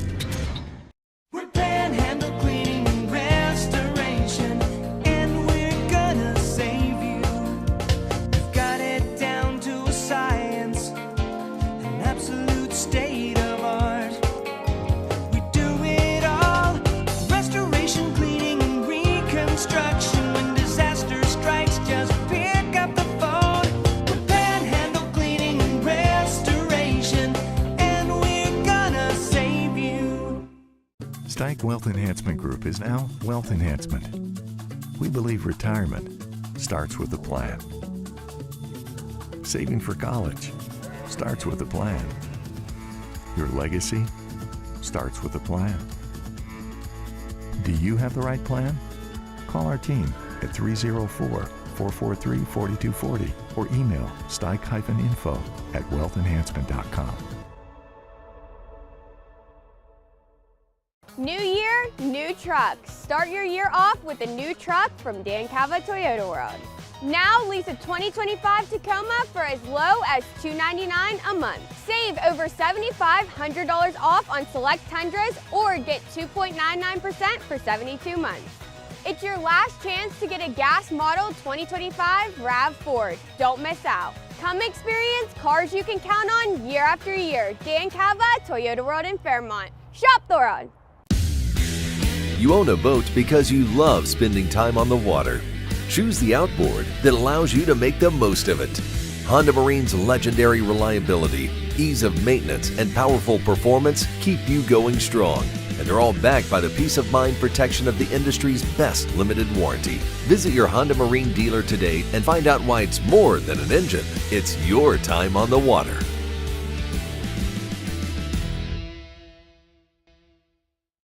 I have had a complicated relationship with food. My job was to talk to heart failure patients about diet and exercise. I felt like, why would you listen to me? Because I was not following a diet that was healthy for me. I needed help. Bariatric surgery at WVU Medicine helped me lose 175 pounds. I feel like I'm free. They hold the skill, they hold the tools, and they're waiting for you to come say that you need the help. Start your new year off right with a new ride from Dan Cava GMC. Come explore our 2026 GMC Acadias. Drive into winter with a new 2026 GMC Sierra. Dan Cava GMC in Bridgeport. Shop the world. Download Metro News Television on your iPhone or Android. Search Metro News Television in your App Store. Create an account today to get alerts and watch all live and archived content. Download now. By Brady and the Ad Council.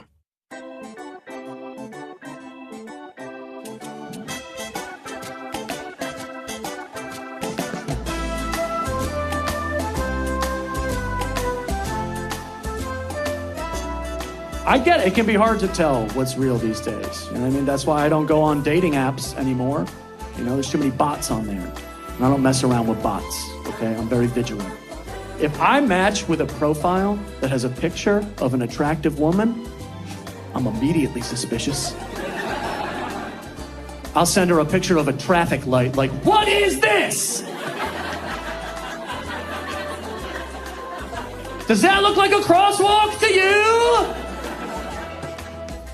She wants to go on a date. I'm like, okay, meet me wherever you see a boat. All right, 4:28 on the show, almost halfway home. Time for Talking TV and more. Here are the latest entertainment headlines from ABC. ABC Entertainment News. Dancing with the Stars is going beyond the ballroom. Fans will be able to get up close and personal with their favorite pros and celebrities at a new fan convention this summer. DWTS Con kicks off July 31st in Palm Springs, California. Celebs and pros participating include Carrie Inaba, Bruno Tonioli, Danielle Fishel, Hannah Brown, and Jojo Siwa. If you were confused by the final season of Stranger Things, specifically about Henry Creel's backstory, Netflix is coming to your rescue. The streamer is filming the prequel Broadway show Stranger Things: The First Shadow, which is all about Henry's teenage years, for a future release on the platform. There's something in the mist. It's been a movie and a TV series, and now Stephen King's 1980 novella The Mist is being turned into a movie again.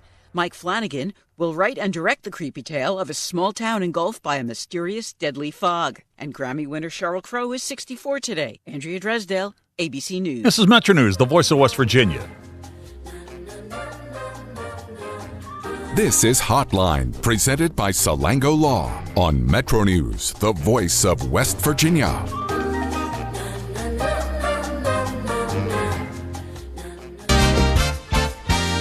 West Virginia Metro News, I'm Jeff Jenkins. The newest member of the State Board of Education, school choice advocate James Paul, says both traditional public schools and charter schools can survive in West Virginia. Whether they're traditional public schools, non-public schools, we need to make sure that we're doing everything that puts kids first, and that's what I'll focus on. Governor Patrick Morrisey named Paul to the post today and criticized the existing State Board of Education in doing so. The school board, a lot of the votes you've seen are 9-0.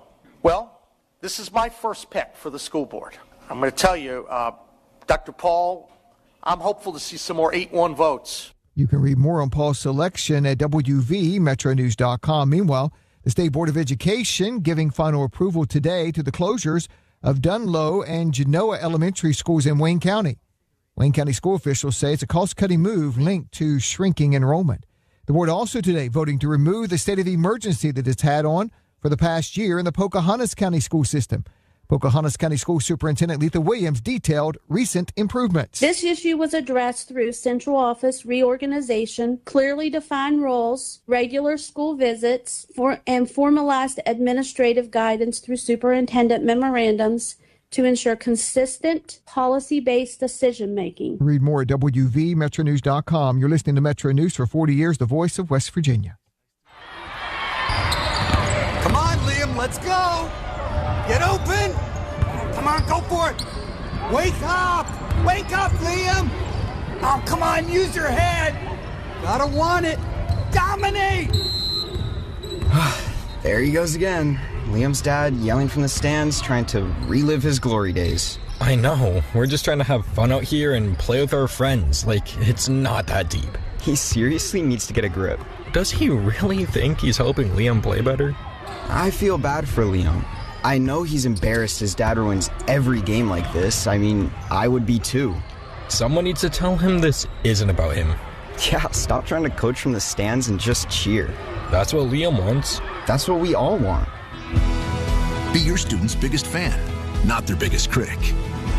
This message presented by the WVSSAC and the West Virginia Athletic Directors Association. An abandoned mine lands grant will be used to help finance needed improvements in the Worthington sewer system in Marion County. Marion County Delegate Phil Mallow joined Governor Morrisey for the announcement earlier today at the Capitol. Mallow was very emotional. Big time for us. And obviously I want to thank the governor. My wife stood with me through all this, and he made it happen. Thank you, guys. It's a $2 million grant. More about it at our website. From the Metro News Anchor Desk, I'm Jeff Jenkins. Talking to your kids about the dangers of vaping can be hard. Getting them to listen to hot gossip is easy. So here's some drama you could share with your kid. Dude, did you hear about Cassie and Jake? No, but did you hear that vaping can cause irreversible lung damage and nicotine affects brain development? Nuh-uh.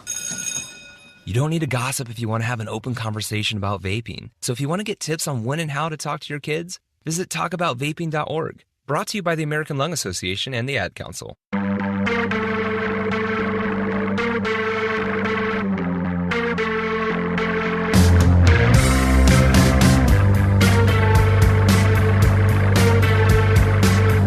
All right, welcome back to the show. About 26 minutes till the hour.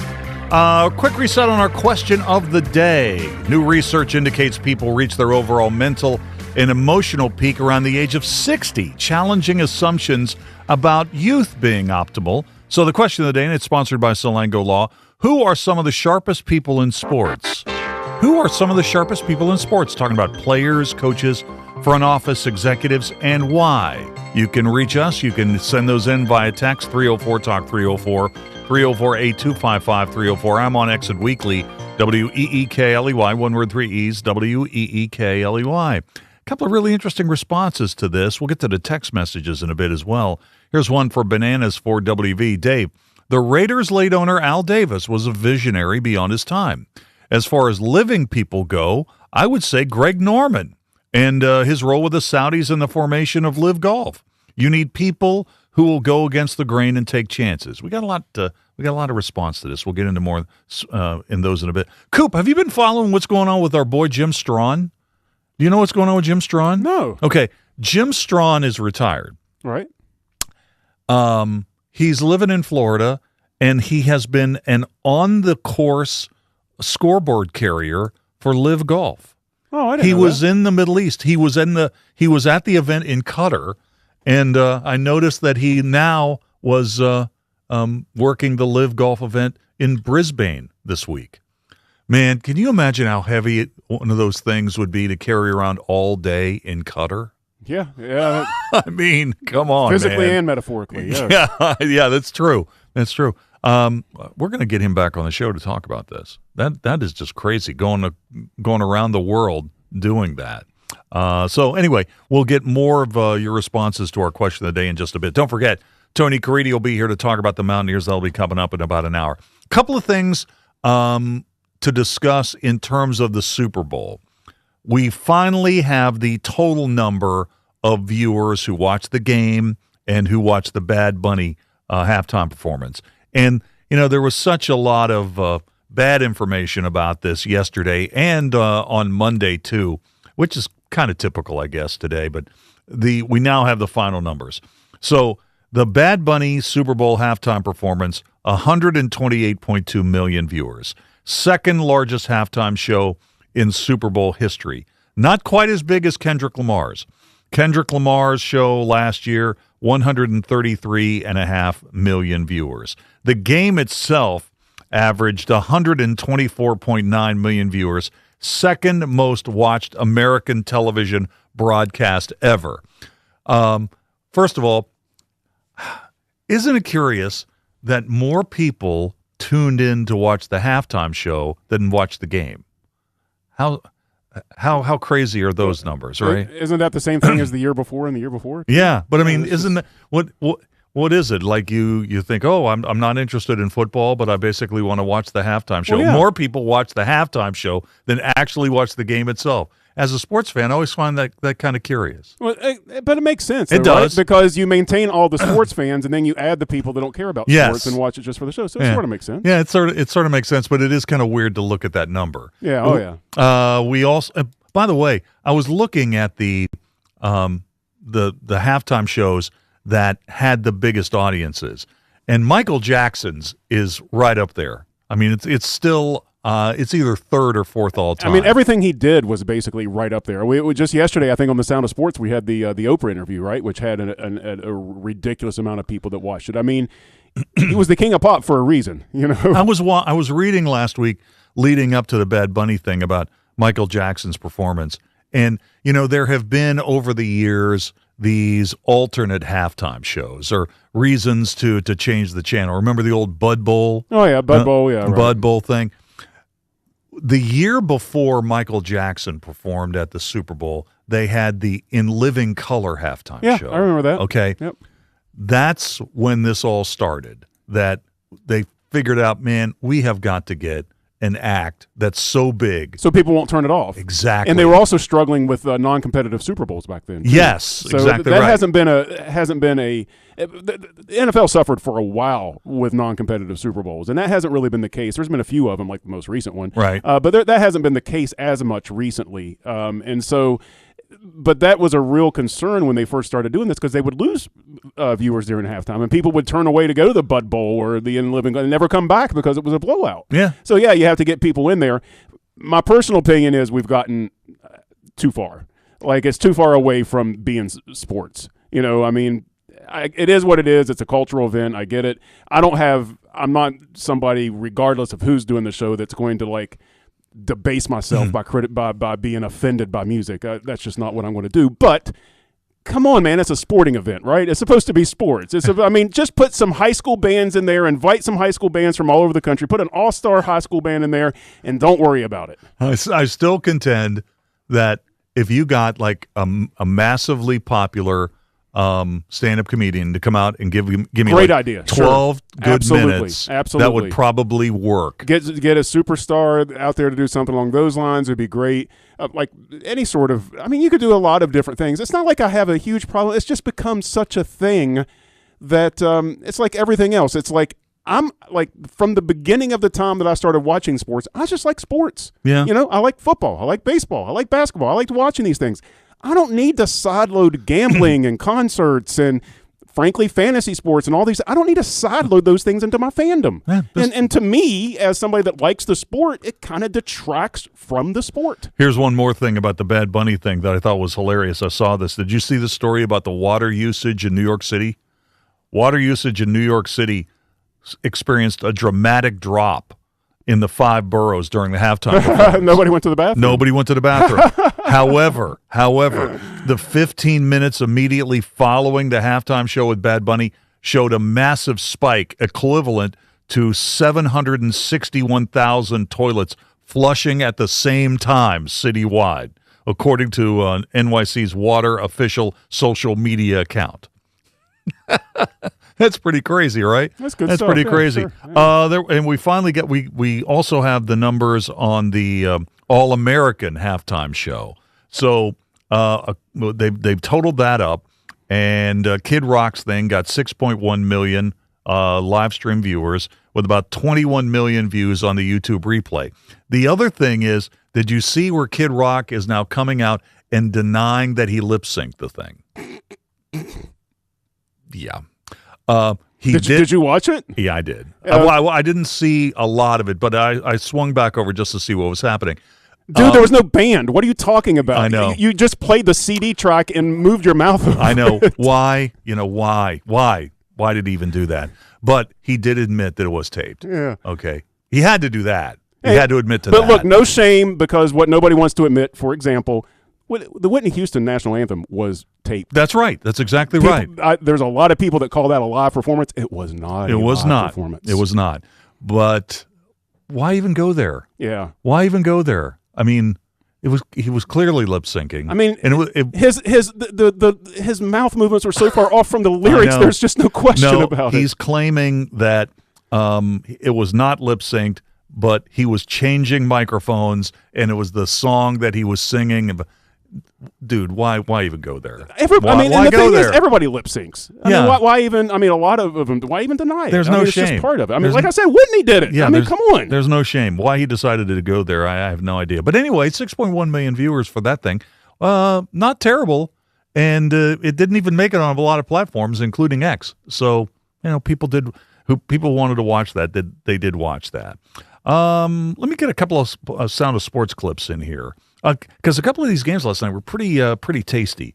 Start with college basketball. In Fort Worth last night, TCU finished the game with fifth-ranked Iowa State on a 12-0 run, and they upset the Cyclones 62-55. The Frogs' Jalen Pierre's three-pointer put TCU in front with 48 seconds left in the game. It was TCU's first win over a top 5 team in just over 2 years.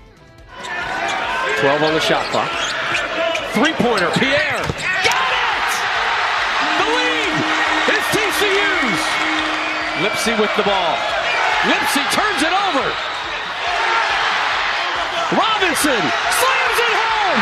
Frogs by 4. So they went on to win the game 62-55. Iowa State really let that game get away. Cyclones will host 9th-ranked Kansas on Saturday. Here's TCU's Jamie Dixon on the Frogs' upset of Iowa State last night. I obviously have great respect. TJ I've known for 100 years, and we go way back. And it is interesting that we're playing defensively similar, but they've just been better over the course of the year. But we got to keep getting better going forward here. So proud of our guys. Obviously, we needed it, and we know we're on the bubble, and beating fourth-ranked team is a good way to get off the bubble. Staying in the Big 12 in Waco last night, BYU's free fall stopped, at least for the moment. A.J. DeBanza scored 36 points. He had a huge night. The Cougars snapped their 4-game slide with a 99-94 road victory at Baylor. DeBanza was 14-20 from the field, had 7 assists in his 5th 30-point game in his freshman season at BYU. Right for DiBazza. Rise and fire. Spins one home. First 3 of the night for A.J. DiBazza.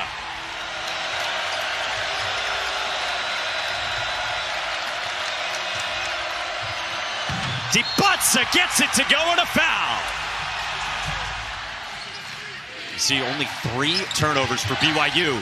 DiBazza to the basket. He's got 34. Well, that can't happen. That. DeBanza looked like the top 5 pick in the NBA draft last night. Really looked the part. And last night at Pitt, Panthers were hanging in there with 4th-ranked Duke for a while in the first half. But the Blue Devils, Isaiah Evans, put it in gear in the second half. Evans had 21, 8 of 10 from the field, 5 of 6 from beyond the arc. And Duke dumped Pitt 70-54. Foster on the switch with Corin. Foster can't shake him. Deep three for Evans, and he sticks it in front of his bench. What's the best way to kill that energy? Is knocking down a huge three with the brotherhood right beside you. Pitt was missing their leading scorer, Brandon Cummings, for the third straight game last night. He continues to deal with an ankle injury. Pitt's lost 10 of 12. They've won just 2 of their dozen ACC games so far. Here's Jeff Capel on last night's loss to Duke. We were in a position, it was a 10-point game. If we make a couple more shots, make a couple of layups, make a couple of free throws, maybe we put a little bit more game pressure on them. But kudos to them for stepping up and making big plays. Obviously, Cameron Boozer's a very, very good player, and Isaiah Evans also is a really good player. All right, we'll take a quick break here, and when we come back, it'll be time to crack open the On This Date file. Stay tuned. This is Hotline, presented by Salango Law on Metro News, the voice of West Virginia. Poca Valley has proudly served the citizens of Roane, Kanawha, Putnam, and surrounding counties for over a century. As your trusted community bank, we're committed to building relationships and meeting your financial needs. And with the Poca Valley Visa card, you can enjoy competitive interest rates, no annual fees, and a rewarding points program, all from a bank you know and trust. Visit your local Poca Valley office to apply or call us. Poca Valley, where relationships matter. Member FDIC. Trojan Landing Marine is now Charleston's newest power sports dealership. We now feature a full line of sleek Suzuki street bikes and four-wheelers. We're now offering the innovative riding experience of Benda motorcycles. The next step in motorcycle evolution with all-electric Zero high-performance bikes. We've now got Segway vehicles starting as low as $10,000. Come in and check out our great selection of high-quality Benelli and Royal Enfield bikes. Visit Trojan Landing in Charleston, now your water, road, and dirt dealership. You want to know what West Virginia is talking about? It's good to be back in Morgantown today. Now it's different. I think it's mostly just business. What I voted for and what I think makes the most sense. Well, Dave, this has been a bit of a controversy. I want to thank the caller last week that said I sounded like Hoppy Kercheval. That was flattering. Join Dave Wilson and TJ Meadows Monday through Friday for Talkline on Metro News Television.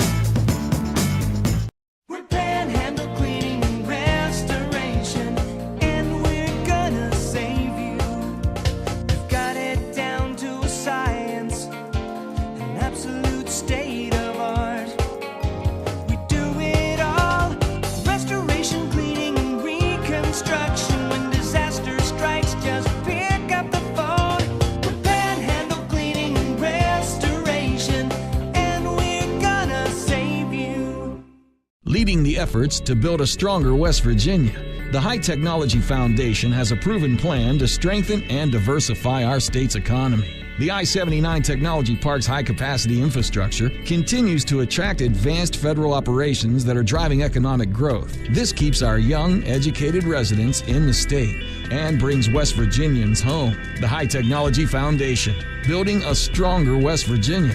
Learn more today at WVHTF.org. Stike Wealth Enhancement Group is now Wealth Enhancement, and we craft detailed financial plans for people like you because you're building your retirement your way. You deserve advice that's built to handle what your life brings. To meet with your Stike team advisor, call us at 304-443-4240 or email stike-info@wealthenhancement.com. On the next State of Minds. My dad always said, don't let any one individual control your destiny, what you do, what your value is.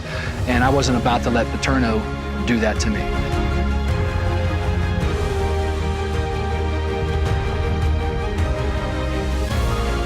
I mean, it was just a phenomenal time, my first game, and to be accepted as a Mountaineer. Present matters.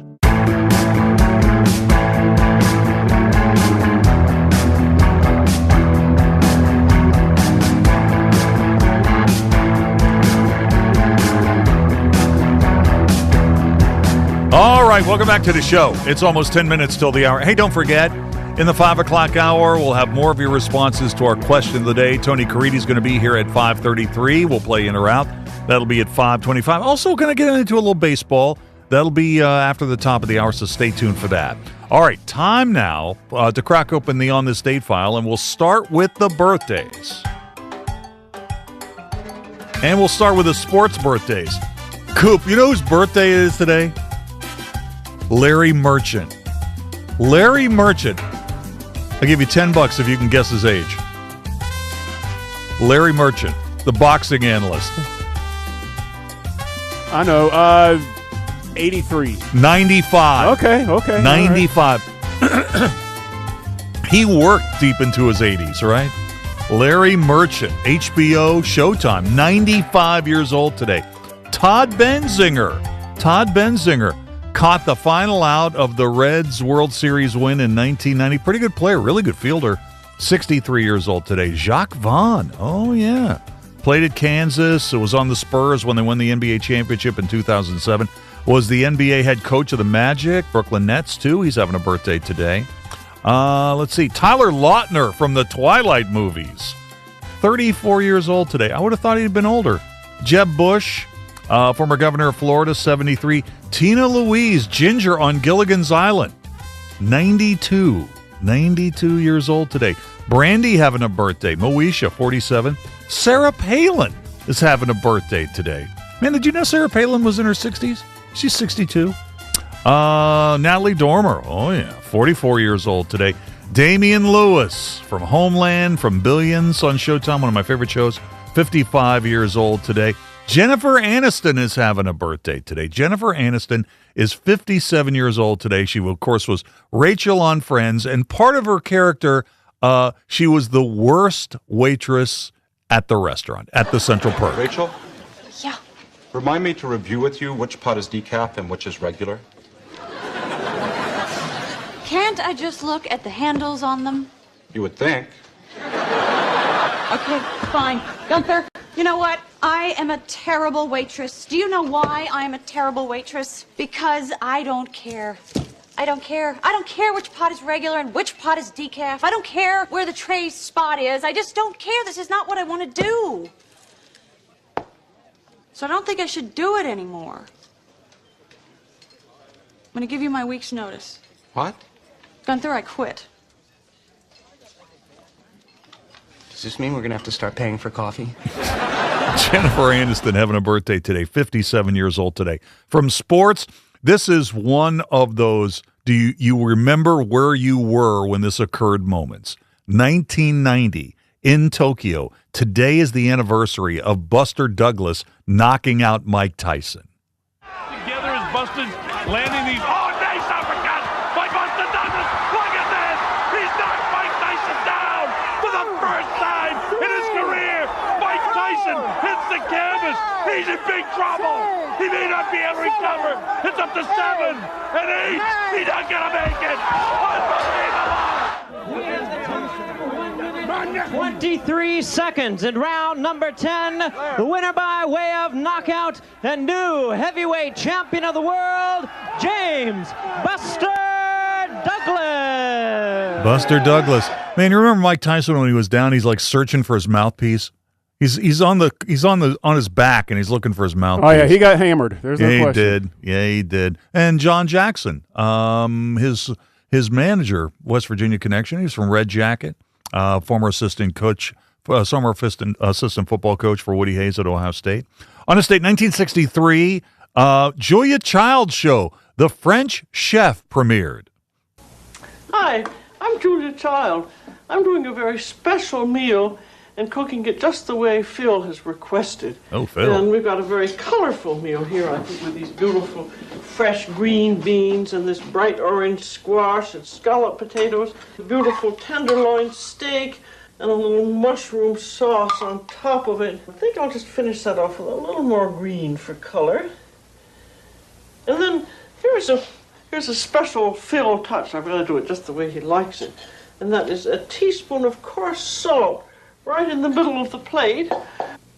And finally, this is the final Morrison touch, finishing it off in a special way in the oven. There you go. Julia Child's show, The French Chef, premiered on this date in 1963. And our musical birthday to the break, Sheryl Crow is 64 today. The 5 things to know at 5 o'clock in sports are coming up next.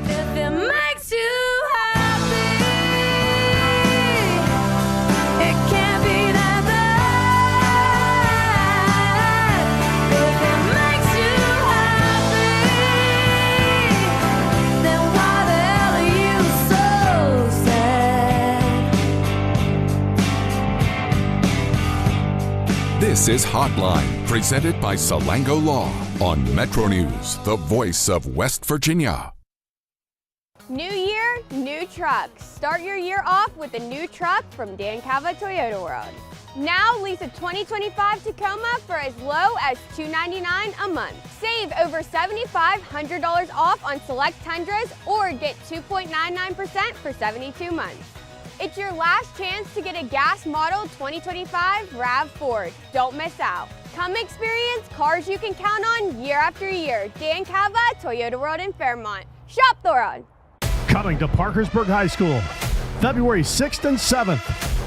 Who are the toughest men and women in the state of West Virginia? Watch Tough Man live on Metro News Television to find out. Featured fights, top 5 finishes, and event archives. Download Metro News Television on iPhone, iPad, Android, Roku, LG TV, Apple TV, Fire TV, and select Samsung Smart TVs. Find out more at WVMetroNewsTV.com.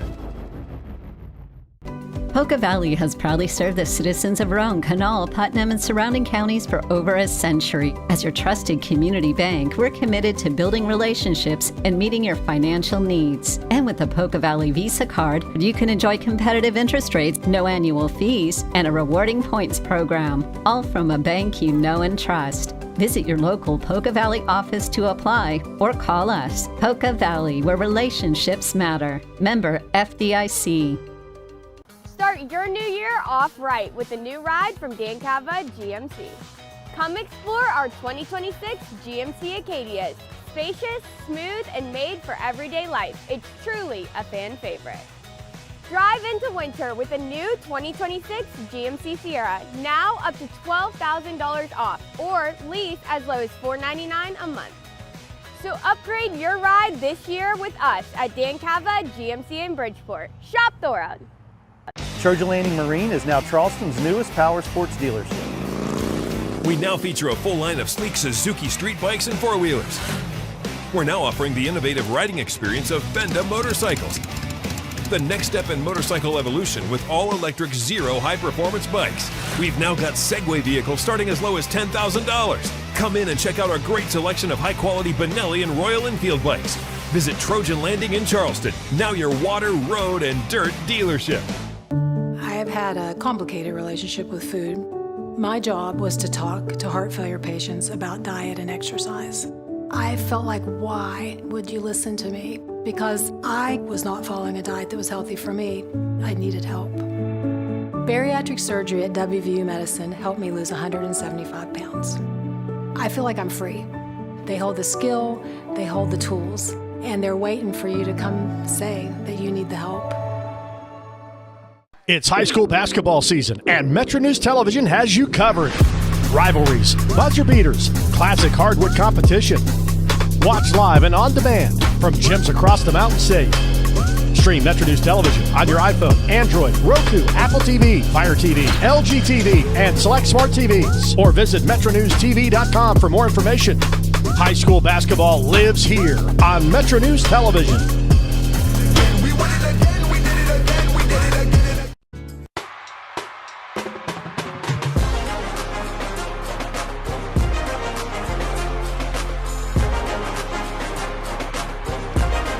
Sports headlines at 5 o'clock. Country Road Shootout high school winners today. St. Joe, Ripley, West Side amongst the boys, Doddridge County amongst the girls. This is Metro News, the voice of West Virginia.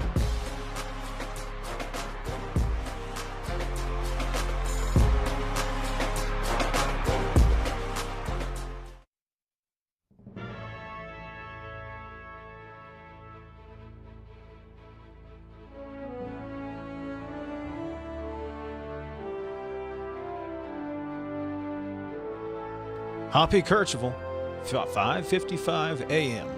How early did you get in that day, by the way? Probably 3:30. How long did you do sign-on shift? I signed on like 7 years. Not all. 6 days a week for 7 years. Lightweight. I know.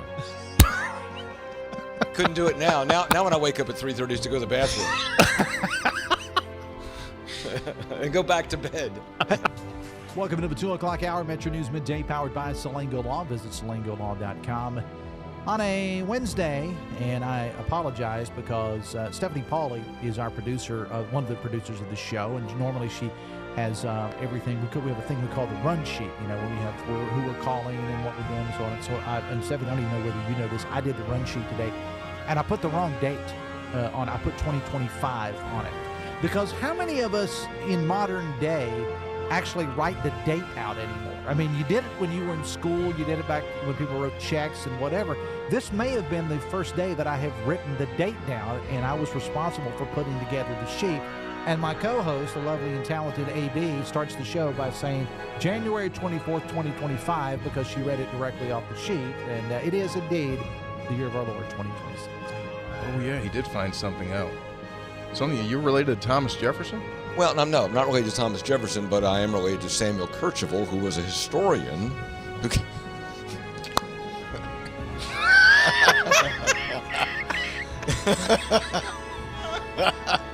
going to tell you something about Samuel Kercheval.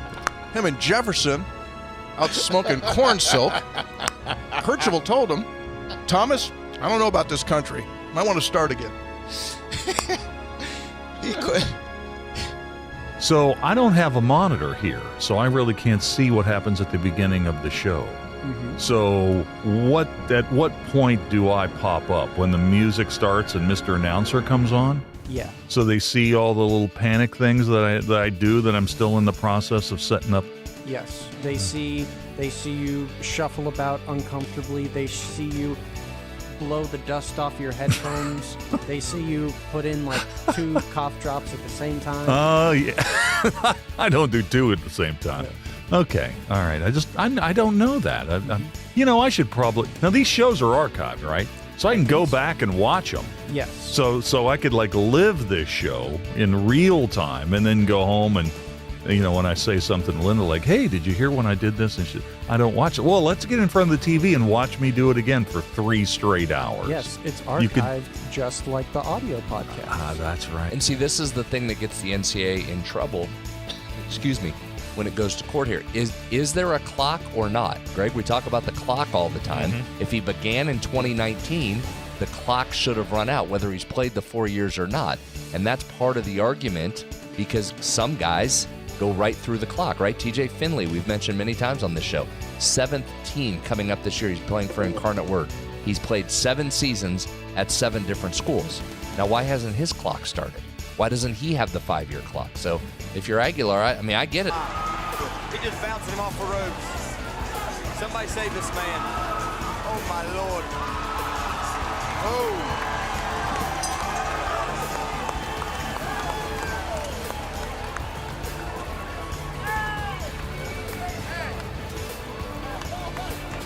Very nice, very nice.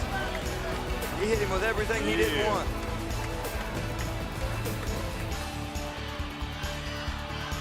10 seconds remaining. It'll be a direct snap here. Snap back. It's Tyler. Tyler fakes the run. He throws. He's got an open man. Pass top 10. 5. End zone. It's a touchdown. Pulled in by Nestor. 3 seconds left. Are you kidding me with the play call right there by Kevin Whiteman? Again, forget the game-winning field goal. Whiteman says, we're going to try and win this thing right now. The direct snap to Tyler sucked everybody up, and Nestor slips behind. What an unbelievable gutsy play call, and then perfect execution by these Falcons. Things aren't always going to be great. And sometimes, you can work really, really hard and it's still not great. You're still not successful. But, if you continue to do it, one way or another, things are going to be work out. You're going to be successful. And it may not be in the world's eyes, but God's made us this way. He's blessed us with so many things, and I think that's one of our attributes that we need to have is we're going to continue to work. We're going to continue to work hard, and if it doesn't work out exactly how we want, just keep plugging away because God's got better plans.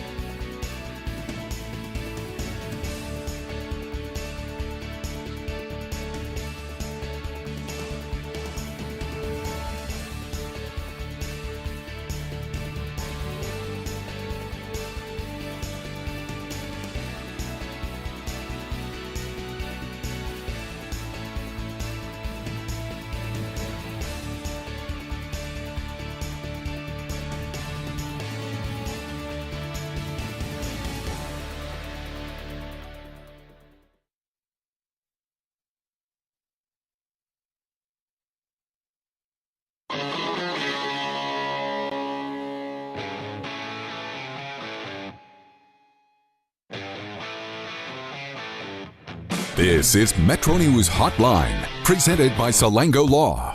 Metro News Hotline is a 3-hour audio tour, navigating the world of sports, news, entertainment, tech, and more from a Mountain State point of view. Hotline is a no politics zone.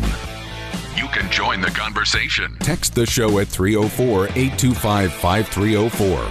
304-TALK-304. Here's the host for Metro News Hotline, Dave Weekley. All right, welcome back to the show. It's 5:06 in West Virginia. Time to start the third and final hour of our program today, Metro News Hotline. Thanks so much for tuning in today, folks. I do appreciate it. Hey, if you've missed any of the stuff we've been up to in the first couple of hours, that's what the podcast is for. You can always double back and check that out. It's available everywhere. But you know what? Just do what I do. It's the simple, the straight lines, the shortest thing between 2 points. Just go to the website, WVMetroNews.com. You'll find it there. Our podcast is there. Individual hours. You can take little short bursts of some of the guests we've had on the show recently. That's a good way to kind of weed your way into our program. You can find it at the website, WVMetroNews.com. Our podcast lives there. So do all the other shows in podcast form that are produced by Metro News. So check it out. And if you haven't been over there in a while, don't forget, there's tons of West Virginia-related news that gets updated multiple times a day, 24/7, 365. Check it out. It's the WVMetroNews.com website. Coop, are we've basically got blanket coverage on the TV app at this point, right? We got a waiting list of people who want the app, the TV app at this point. Be lucky to try to get it. Go try to get it now and see if you get lucky. Yeah, you may or may not. Yeah, try to download it. Hopefully you can. Yeah, let us know. See, that's the way to do it. Just make it seem like it's really super, super exclusive. Anyway, if you want to watch us, that's a good way to do it. You can actually see us do what we do, making the magic out of here on the radio show every single day. Now, what is the difference between this conversation and the open to the show that we talked about in the 3 o'clock hour that was too much pressure that we put on people? That's right. We're always telling you to do stuff. We're always trying to tell you to do stuff. I don't want to be. Why would I want to be bossy? I don't want to be that bossy. So, just come on, just turn the radio on and listen to the program.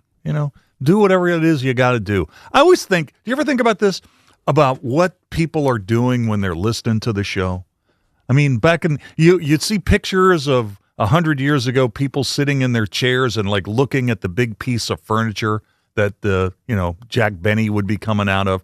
That's not the way things work today, right? The majority of our listeners are in their cars. We know that. We know that. We know that most people listen in their vehicles, but there are people that will listen maybe at work or something along those lines. Maybe on a podcast here and there. It's hard to tell. There's probably some gas station in West Virginia that has us blasting out of the pumps.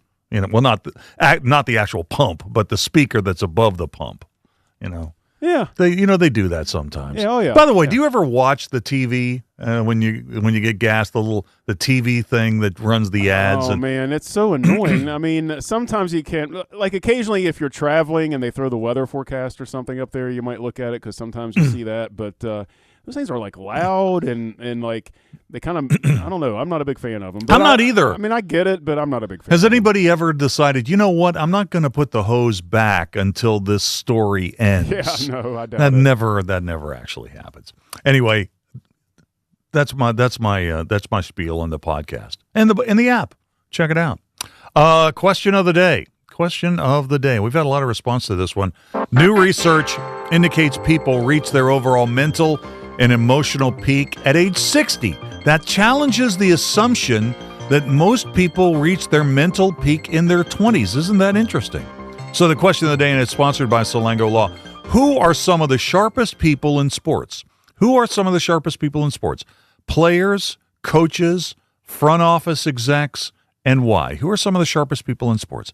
The text line here, you can text us. No pressure. 304-TALK 304.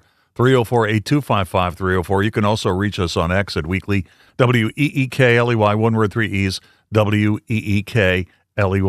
Yeah, I thought that was a pretty interesting question, and we've had quite a few responses to this one today about who are some of the smartest people in sports. And you know what?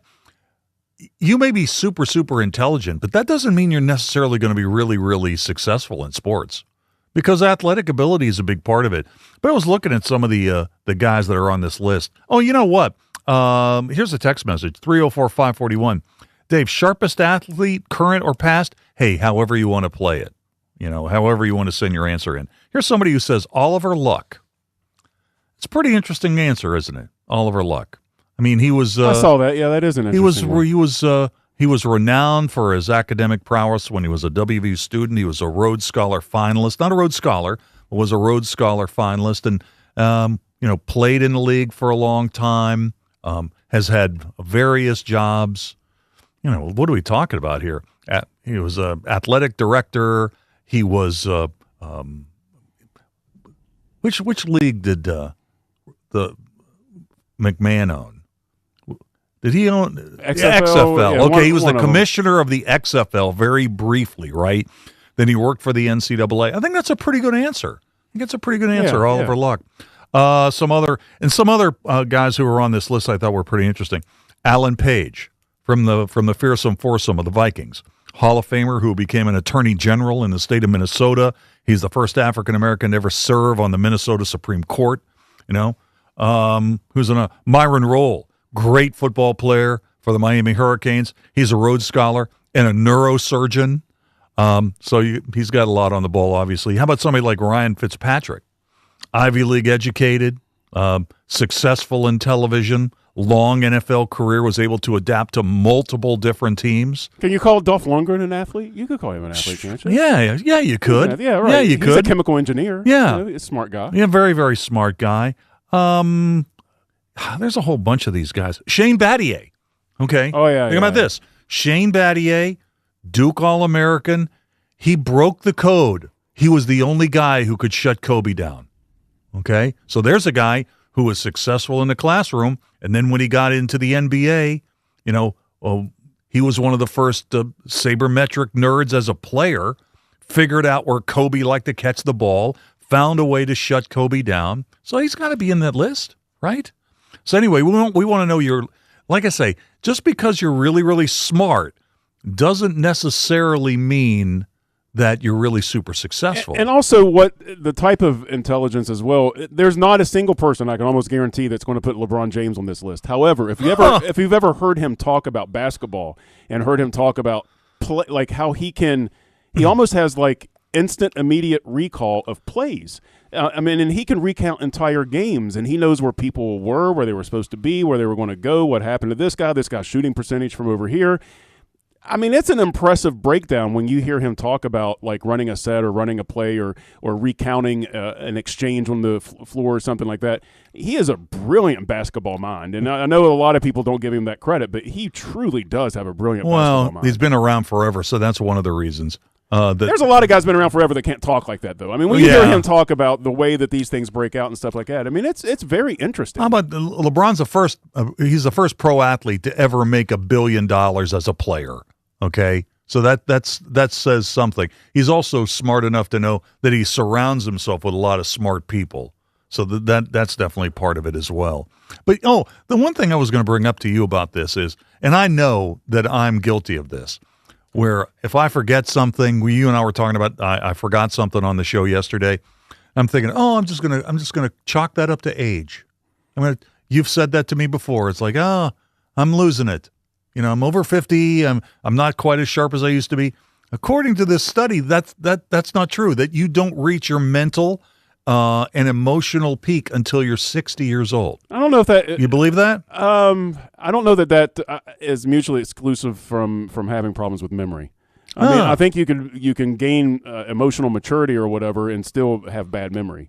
It'd be interesting to dive into that because my doctor tells me that my memory problems is purely, hey, it's just you're getting older. And I'm like, I mean, it's not good. Does it mean in 10 more years that this brain's going to be like a sieve and I can remember even less? You know, I mean, because I'm not real comfortable with that. And she just tells me, oh, you're fine. Everything's fine. Just like when my eye doctor told me, he's like, oh, you don't have any problems. You just have cataracts. I'm like, that sounds like a problem. That sounds like a little problem. It's like, oh, you're fine. That's normal cataracts for a man your age. Yeah, that sounds great.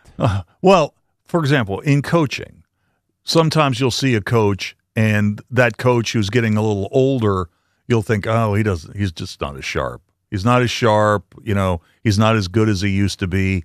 Well, that may be true, but according to this study, if your mental and emotional peak isn't until you're 60 years old, that's kind of an excuse just to move a guy along. It's kind of like it's really an ageist. That's true. Yeah. You know, it really is. Yeah, so anyway, we wanted to, and we have a lot of people who have responded to this. So who are the sharpest in sports? Players, coaches, front office executives, and why? Send those in. 304-TALK 304, 304-8255 304. You know, talking about our listeners. Man, I love it when our people who listen to the show on a regular basis are able to like turn on a dime when we have a question like this. You know, we have a lot of questions about, you know, food and cars and all that kind of stuff, but this requires a little bit more thinking. We've had a lot of people who've responded to it. That's good stuff. Okay, here you go.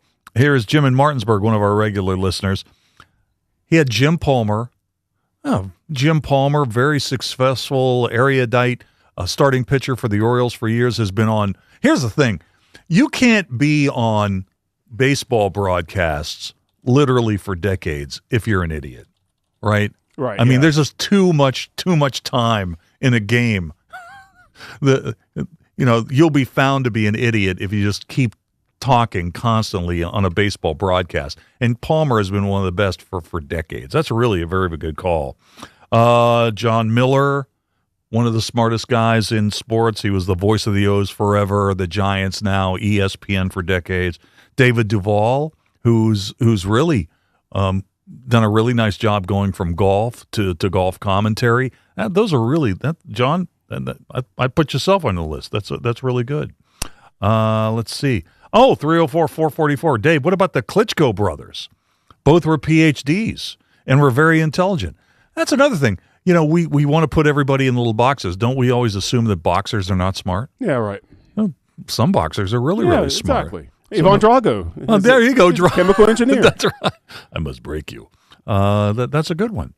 Let's see. 724-970. One more, and then we're going to take a break. A few years ago, I read the book The Blind Side when the movie came out. It was weird because almost half of the book was about Joe Theismann and breaking his leg and the need to protect the quarterback's blind side. I started following Michael Orr and became a fan. I bought his book, I Beat the Odds. He really had his head on straight, and I really admire his personality and his intelligence. All right, thanks for sending that in. I do appreciate it. Let's see. Oh, I knew this. We had a little conversation about Bob Huggins in the 4 o'clock hour. Getting a lot of texts about that. Oh, yeah. Yeah, got a lot of text about that. A very polarizing individual. Man. Yeah, no doubt. He can bring the clicks. Yeah, no doubt. So I tell you what, let's take a quick break here. We'll play in or out. Tony Caridi's coming up at 5:33, and then more of your responses to our question of the day. And we're going to give you more scores, too, of what's going on with the Country Roads shootout in Institute on the campus of West Virginia State University today. And there'll be more detailed information about that on High School Sports Line tonight, 7 o'clock on the network. We need a break. We're coming back with more in a minute. You can call us at 800-765-8255. Text us at 304-825-5304. Or tweet at WEEKLEY. This is Hotline, presented by Salango Law on Metro News, the voice of West Virginia. Leading the efforts to build a stronger West Virginia, the High Technology Foundation has a proven plan to strengthen and diversify our state's economy. The I-79 Technology Park's high-capacity infrastructure continues to attract advanced federal operations that are driving economic growth. This keeps our young, educated residents in the state and brings West Virginians home. The High Technology Foundation, building a stronger West Virginia. Learn more today at WVHTF.org.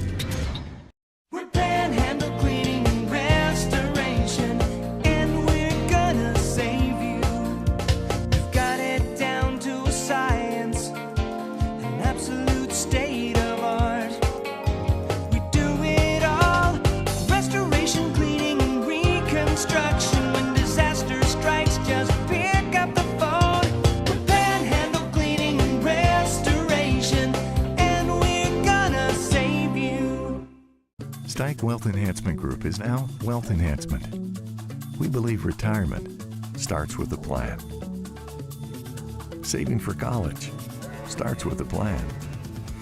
Your legacy starts with a plan. Do you have the right plan? Call our team at 304-443-4240 or email stike-info@wealthenhancement.com. New year, new trucks. Start your year off with a new truck from Dan Cava Toyota World. Now lease a 2025 Tacoma for as low as $299 a month. Save over $7,500 off on select Tundras or get 2.99% for 72 months. It's your last chance to get a gas model 2025 RAV4. Don't miss out. Come experience cars you can count on year after year. Dan Cava Toyota World in Fairmont. Shop the road. You own a boat because you love spending time on the water. Choose the outboard that allows you to make the most of it. Honda Marine's legendary reliability, ease of maintenance, and powerful performance keep you going strong. And they're all backed by the peace of mind protection of the industry's best limited warranty. Visit your Honda Marine dealer today and find out why it's more than an engine. It's your time on the water.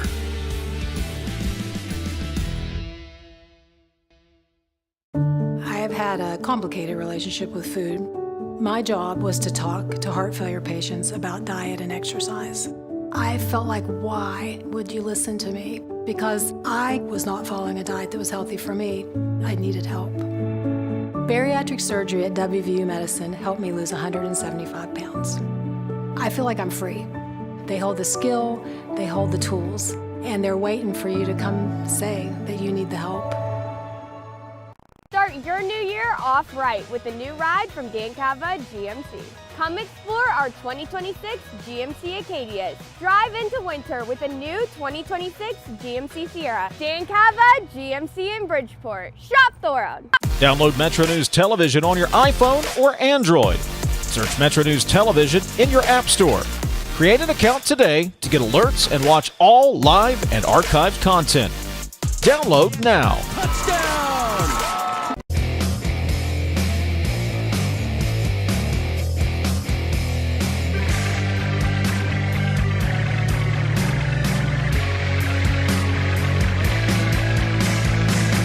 All right, welcome back to the show.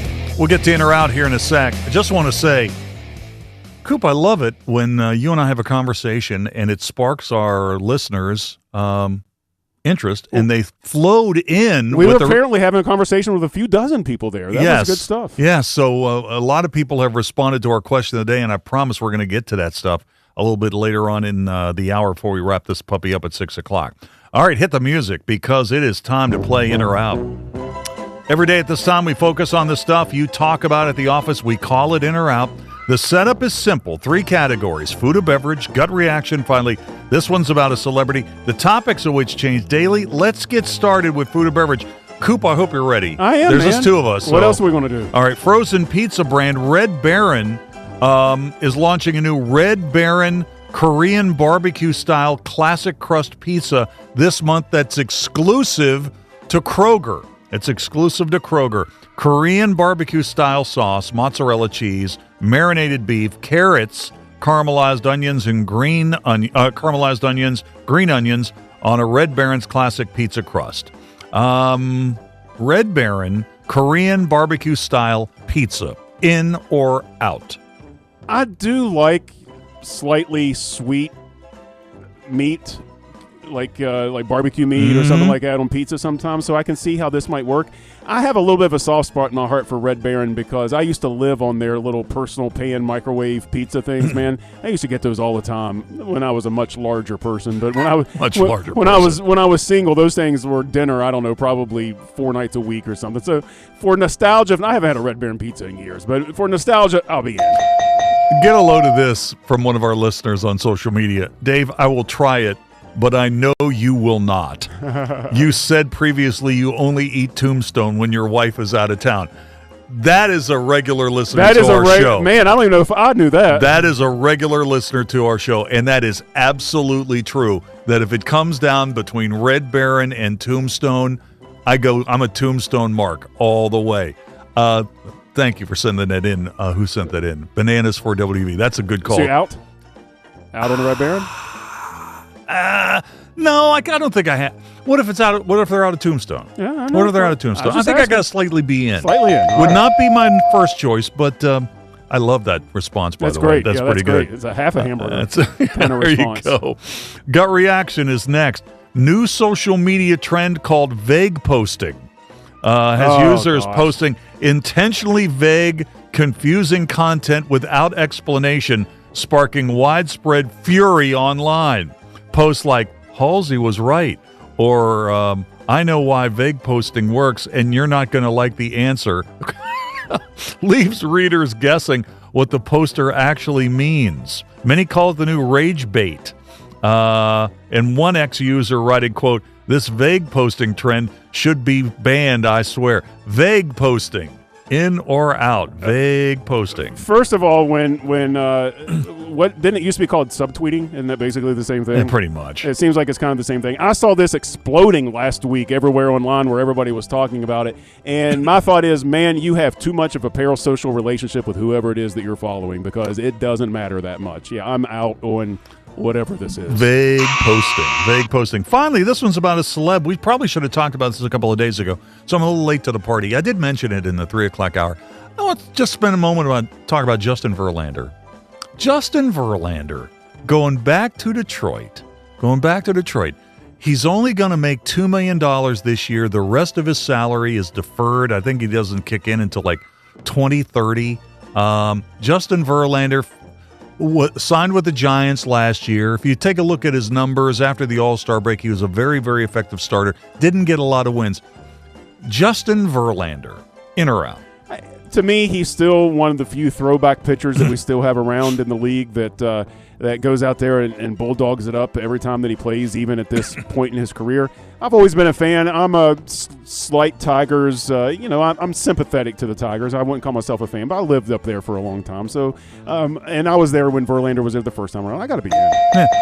I forgot how long he was with the Tigers. He was with Detroit the first 13 years of his career. And on a lot of bad teams, too. A lot of really bad teams. A lot of bad teams. The thing I kind of like about this, and I forgot how much I liked it until Andrew McCutchen came back to the Pirates. Man, I'm a big fan of reunions in baseball. Yeah. You know? So this is kind of one that I'm gonna get behind. Makes me want to draft him in my fantasy league. He got a ring, right? He got a ring. Yeah. Yeah. 2 maybe? Yeah. And let me ask you this. Honestly, when he married Kate Upton, did you think it was going to last? Did you think that was going to last? I don't know if I The really girl thought with the about it curl like of the that. moment and the baseball superstar. Did you think that marriage was going to last? Yeah, I don't know that I thought about it. Did it last? Are they still married? Man, they're still together. Good for them. All right. They're still together. Justin Verlander, you know what? Their rotation's not bad. How about this? This is the rotation for the Tigers in 2014. Verlander, Porcello, David Price, and Scherzer. I get a war with those guys. Yeah, Verlander and Scherzer there at the same time. And David Price. Nice. Yeah, no doubt. And David Price. I go to war with those guys in 2014. Verlander, I'm in. All right, we'll take a quick break here at the bottom of the hour. Tony Caridi's next. What's going on with Mountaineer basketball? What's going on with the free throw shooting? We'll get into that. This is Metro News, the voice of West Virginia.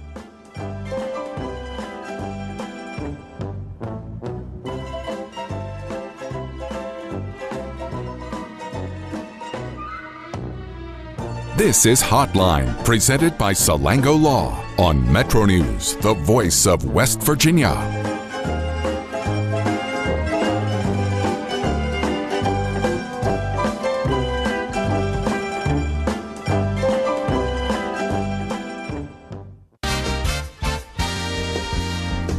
West Virginia Metro News, I'm Morgan Pemberton.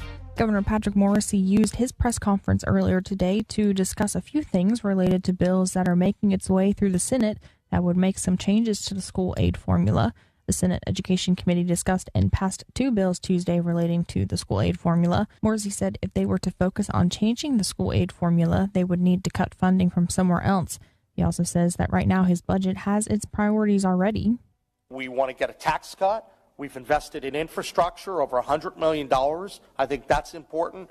Obviously, we want to fully fund the Hope Scholarship. So when people are proposing new spending, I would argue you have to find offsets and changes to make that happen. You can read more at wvmetronews.com. WVU Medicine United Hospital Center announcing today plans for a $48 million state-of-the-art outpatient surgery center expansion project. President and CEO David Hess on why the expansion is needed. We have a backlog in many of our specialties to get in for surgery, and that's just, we don't find that acceptable. You know, when patients psychologically are ready for surgery, we feel like it's best to try to get them in as quickly and as safely as possible. We don't want anybody to wait. When the facility opens in the first quarter of 2027, it will be dedicated to orthopedic procedures with the hope to expand to ear, nose, and throat procedures. You're listening to Metro News. For 40 years, the voice of West Virginia. Hi, I'm Chris Lawrence. Make plans to join me at the Mountain States premier fishing, hunting, and outdoor sports show presented by Can-Am, Saturday and Sunday, March 7th and 8th at Milan Park in Morgantown. Over 200 vendor booths and 100,000 square feet of everything outdoors, all under one roof. Great prizes, seminars, and kids fish for free in the Academy Sports Trout Pond. It's the 24th annual West Virginia Fishing, Hunting, and Outdoor Sports Show, March 7th and 8th at Milan Park in Morgantown. A WVRC media event. Brighten your mornings with Tudor's $5 sunrise specials. Enjoy our Mary B, egg, crispy bacon, and cheese on our buttery biscuit, loaded with more bacon than the rest. Or try the Ron, featuring a bigger, hearty sausage patty topped with egg and cheese on a biscuit so delicious you'll savor every bite. Each combo comes with crispy hash browns and your choice of coffee or iced tea, all for just $5. Warm up winter mornings with this hot deal. Available for a limited time. West Virginia Secretary of State Chris Warner announcing today that his office will not be volunteering the release of personally identifying information of every registered West Virginian to the U.S. Department of Justice. According to a news release, the DOH reportedly sent requests to almost every state and requested registered voters' personal data, including Social Security number, driver's license number, and other sensitive identifiers. Warner said, West Virginians entrust me with their sensitive personal information. Turning it over to the federal government, which is contrary to state law, will simply not happen. From the Metro News Anchor Desk, I'm Morgan Pemberton. Discover the WVRC Media app, your gateway to pristine audio for every WVRC radio station across West Virginia. Download it for free from the Apple or Play stores and enjoy the best music, talk, and local news from Beckley to Morgantown, Charleston to Martinsburg. Our stations are locally programmed, delivering the finest music and robust local news and sports coverage. Experience West Virginia radio like never before. The WVRC Media app. We're proud to live here, too.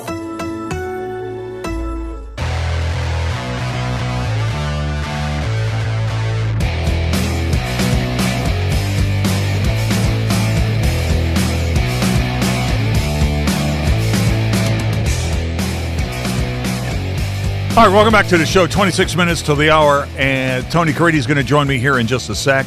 Get some Mountaineer basketball talk going. WVU coming off a loss at Texas Tech, playing in Orlando against UCF this weekend. The Knights, they're kind of meh on the road, but they're a really good team at home.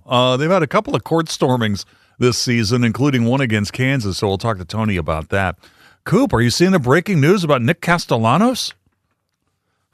So the Phillies are basically saying, don't come to camp. Who is? Nick Castellanos. Do not come to camp. Okay, do not report. Is he still with the Phillies? He's still with the Phillies, but he won't be for long. But not for long. Yeah. Hey, if you got a note from your boss that says, please don't come to work, that's usually a sign like, you know, we're done here. He started struggling a bit last year. Yeah, he fell off a cliff a little bit. A lot of money too. Yeah, probably one of the most overpaid players in baseball, but he'll get a job. He'll get a job. But the Reds will probably resign. The Phillies are saying, please do not come to Clearwater. That's kind of interesting. Tony Caridi joins me now. How you doing, Tony? I'm wonderful, Dave. How are you doing? Hey, man. Talking about Nick Castellanos of the Phillies basically saying, please don't come to Clearwater. Did I see where you had Hoppy on your show, and Hoppy is at Pirate Spring Training? He was going to go over yesterday to start sniffing around for pitchers and catchers. I have not heard whether or not he saw any. Oh, that's fantastic. Yeah, spring training is great. Have you ever gone to spring training? You know what? I never have because of basketball, but that is something that I think would be really neat. Yeah, it's a lot of fun. I've been to spring training many, many times. It's really a good time. All right, let's talk a little bit about Mountaineer basketball. How are you feeling about the old Gold and Blue after the Texas Tech game? Super good question, Dave, because there were pieces of that game that I think I was encouraged by. I know that I was encouraged by. And then obviously there were things that were discouraging. The easy discouraging thing is the fact that, they struggled so mightily from the three-point line. If you go back to the Cincinnati game where they had missed their first 9 or 10 in a row and then got it going in the second half, but in the Texas Tech game, just 2 for 20,000, and that's not going to work. However, I thought that they ran their half-court offense in the second half as well and as efficient as they have all season. Is that a harbinger of what they could be doing going forward? If that is something that they can kind of travel with going forward, then that is something that I think will pay dividends before the season is over. It's funny. When West Virginia went 2 for 22 from outside the arc against the Red Raiders, I went to Gemini and said, "What's the worst 3-point percentage game that WVU's ever had?" And it spit back immediately. That was it. So. Until somebody like John Antonik tells me any different, hey man, once you get to the bottom there, you can only go up. Now, Honor Huff has had a couple of games where he's really struggled from outside the arc, but you know what? I mean, he's made a ton of threes in his career. He doesn't really appear to me like the kind of guy who's going to let one bad game really get him down. He could bounce back in a big way in Orlando. Totally agree with you, Dave. I mean, he's going to finish his career as one of the top, in the top 50 all-time in the history of college basketball in three-point shots. And so he's played a lot of games. He's going to have those kinds of games. To him, it is absolutely it's a shrug of the shoulders and go on. And we've seen him do that this season. In fact, we've seen him do it within games, right? We've seen games where he hasn't been hot or can make a shot in a half, and then all of a sudden he gets it going. So, no, I don't think there's going to be any lasting effect in that. And obviously, it goes without saying that if West Virginia, is going to have success going forward, he does have to make shots. It's paramount to this team. Although it looks as though they are developing a little bit of an opportunity to score, as I was just alluding to, in the half court that wasn't there earlier this season. Hey, I haven't looked at the game notes for West Virginia and UCF. The game's not until Saturday. I'm trying to remember. Has WV ever played a game in Orlando against UCF in the Big 12?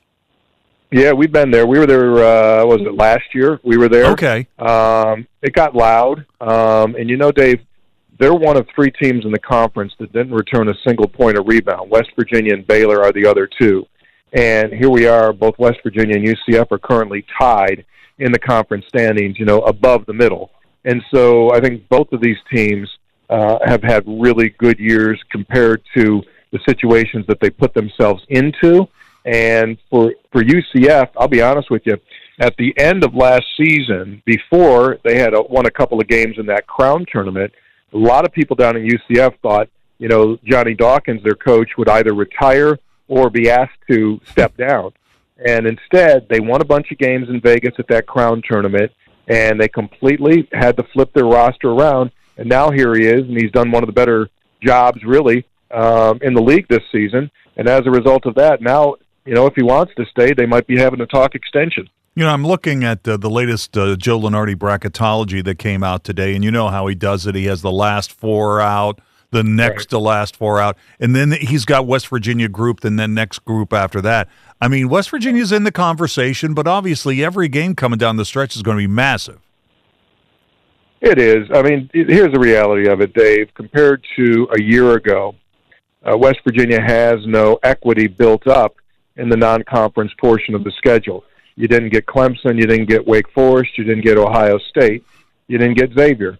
And, a year ago you had those big wins when we were, in the Bahamas.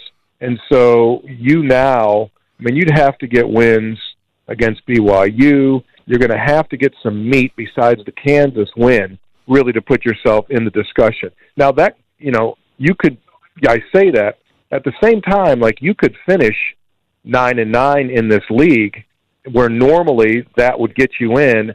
But I think it could be a perilous situation if you try to do it that way, Dave.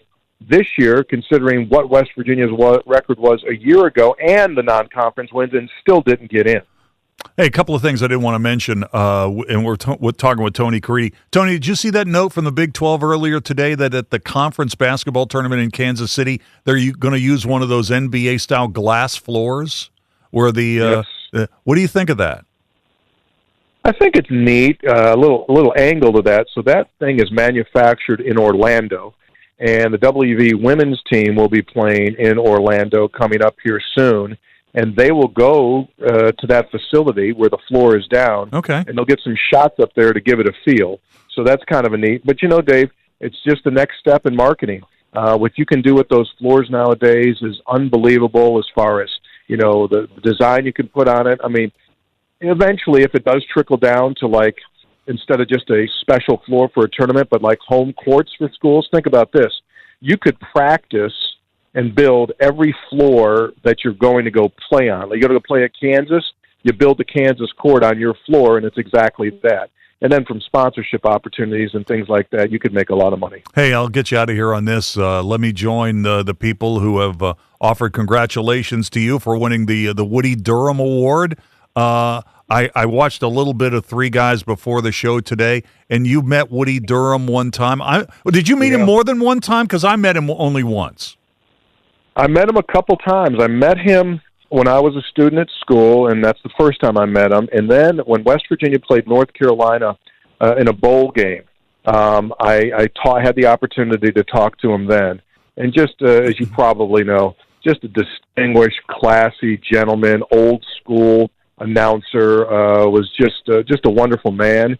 And so to be, in any way associated with that and with him is truly an honor. I met him in 1991 when his son Wes, we both know Wes, was making his debut as the play-by-play voice of Marshall. Woody was at the game and was down on the field listening to the game, and I got a chance to meet him then.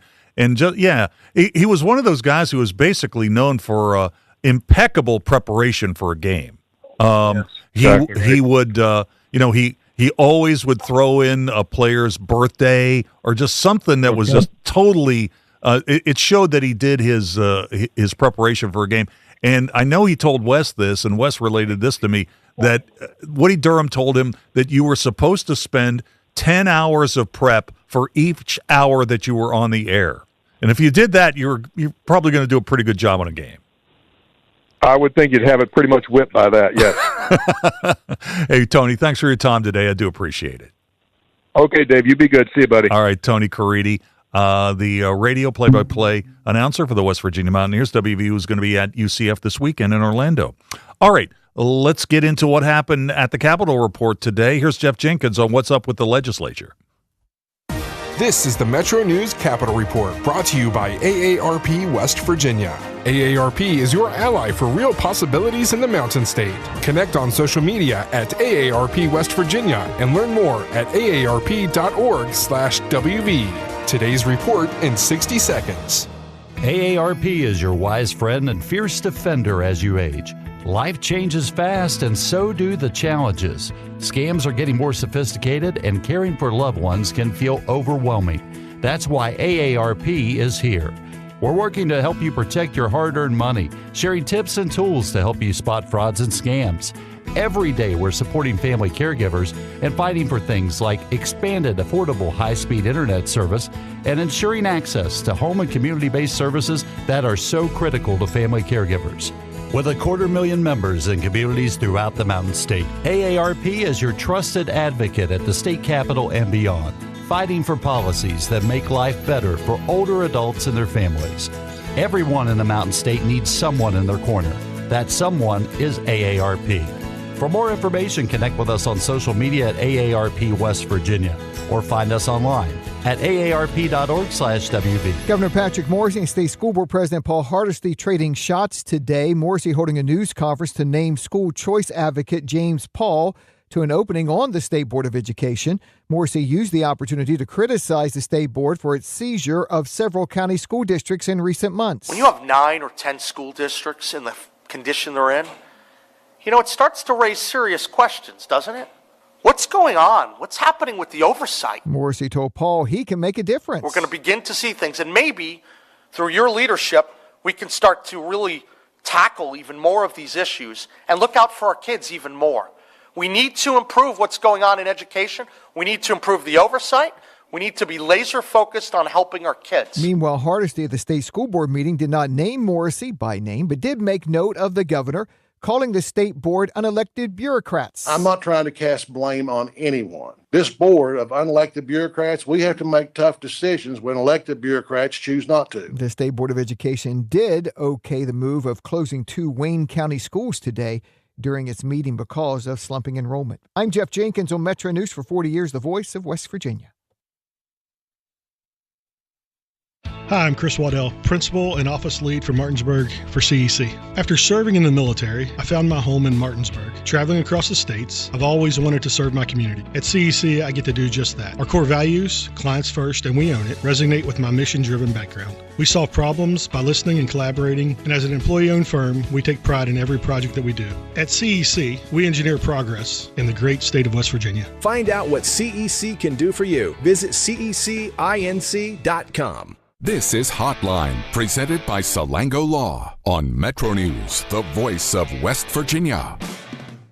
Leading the efforts to build a stronger West Virginia, the High Technology Foundation has a proven plan to strengthen and diversify our state's economy. The I-79 Technology Park's high-capacity infrastructure continues to attract advanced federal operations that are driving economic growth. This keeps our young, educated residents in the state and brings West Virginians home. The High Technology Foundation, building a stronger West Virginia.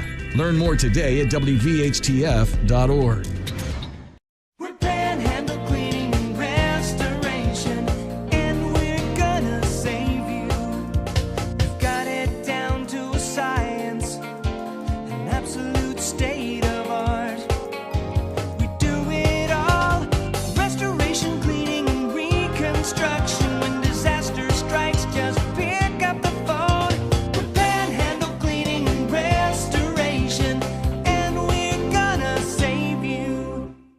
Steig Wealth Enhancement Group is now Wealth Enhancement. We believe retirement starts with a plan. Saving for college starts with a plan. Your legacy starts with a plan. Do you have the right plan? Call our team at 304-443-4240 or email steig-info@wealthenhancement.com. New year, new trucks. Start your year off with a new truck from Dan Cava Toyota World. Now lease a 2025 Tacoma for as low as $299 a month. Save over $7,500 off on select Tundras or get 2.99% for 72 months. It's your last chance to get a gas model 2025 RAV4. Don't miss out. Come experience cars you can count on year after year. Dan Cava Toyota World in Fairmont. Shop the road. You own a boat because you love spending time on the water. Choose the outboard that allows you to make the most of it.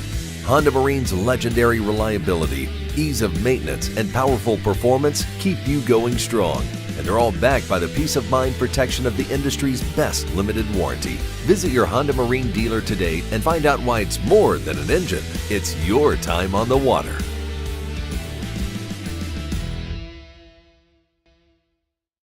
I've had a complicated relationship with food. My job was to talk to heart failure patients about diet and exercise. I felt like, why would you listen to me? Because I was not following a diet that was healthy for me. I needed help. Bariatric surgery at WVU Medicine helped me lose 175 pounds. I feel like I'm free. They hold the skill, they hold the tools, and they're waiting for you to come say that you need the help. Start Start your new year off right with a new ride from Dan Cava GMC.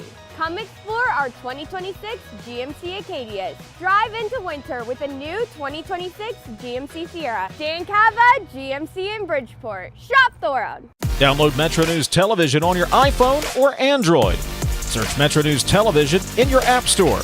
Create an account today to get alerts and watch all live and archived content. Download now.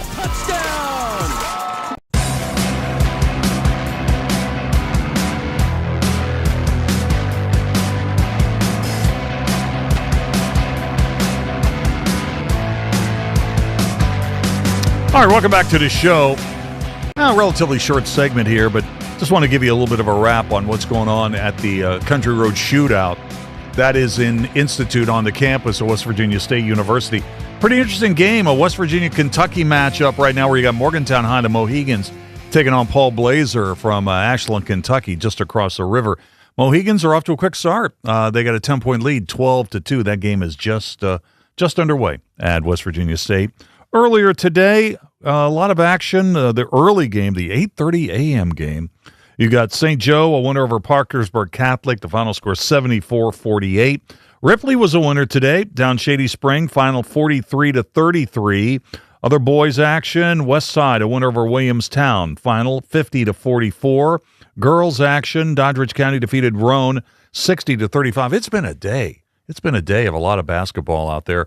And we still have a pretty interesting lineup of games that are going to be taking place tonight. So Morgantown and Ashland are playing right now. Then you've got Logan, Wildcats coming into town. They'll be taking on the Bulldogs of Doddridge County. That game is supposed to tip at around 7 o'clock. And we talked about this with Tom Bragg in the 4 o'clock hour.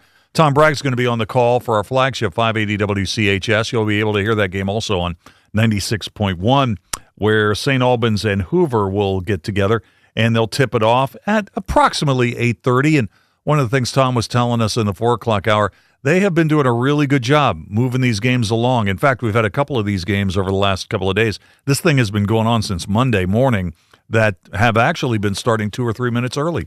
So we'll see what happens tonight. And then they will wrap it up tomorrow. Man, this has been some kind of tournament.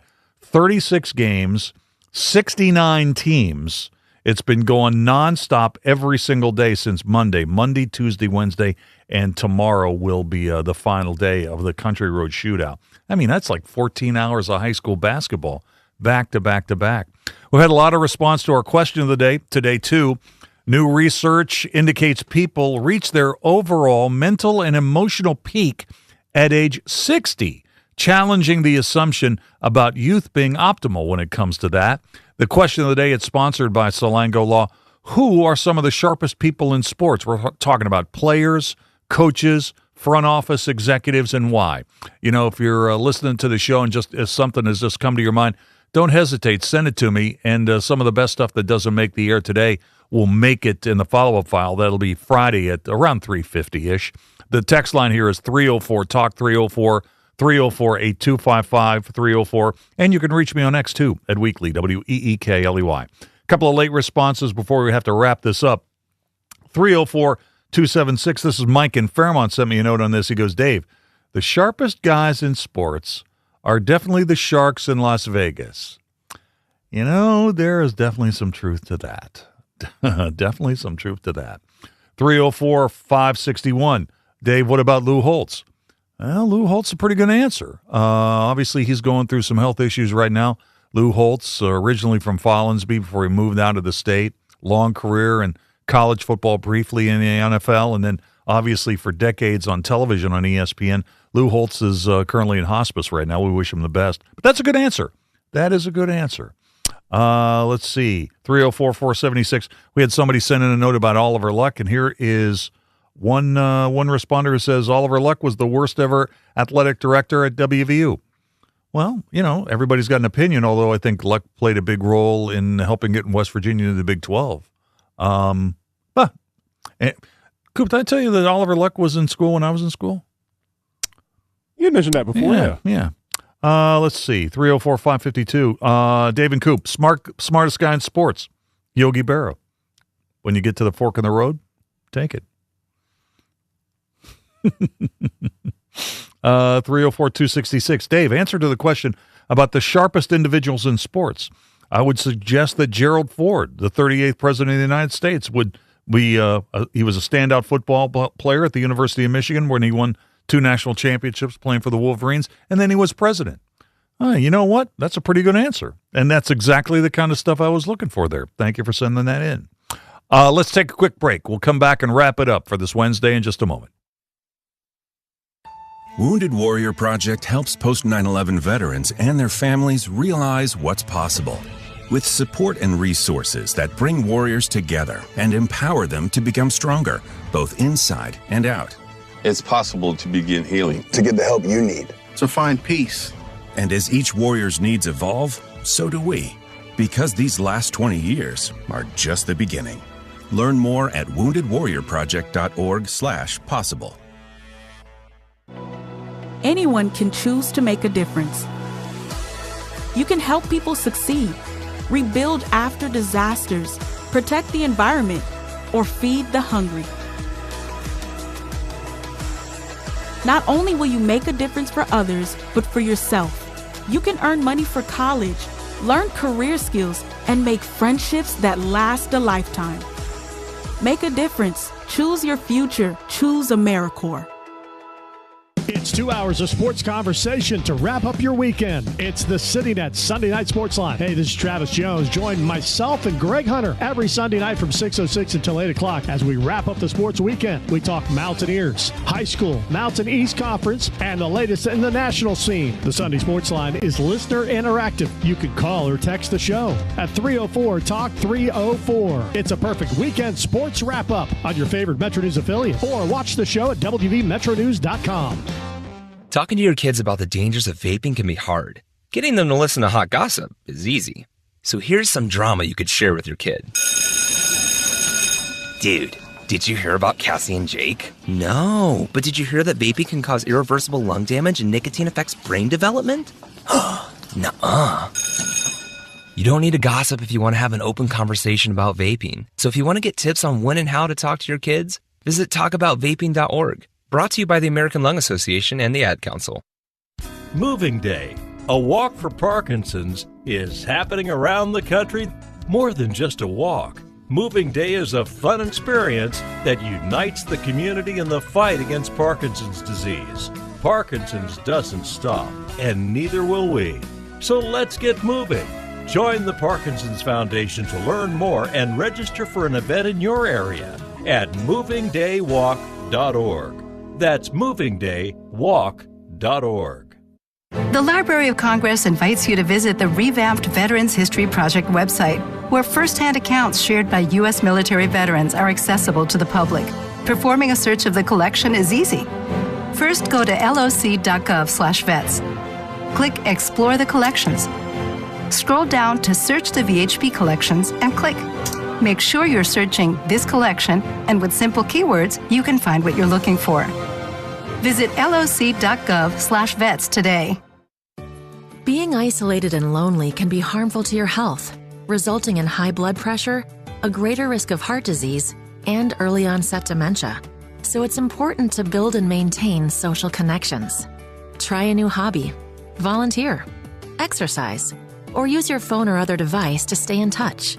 Visit connecttoeffect.org to find resources and ways to stay connected. Presented by AARP Foundation with support from United Healthcare.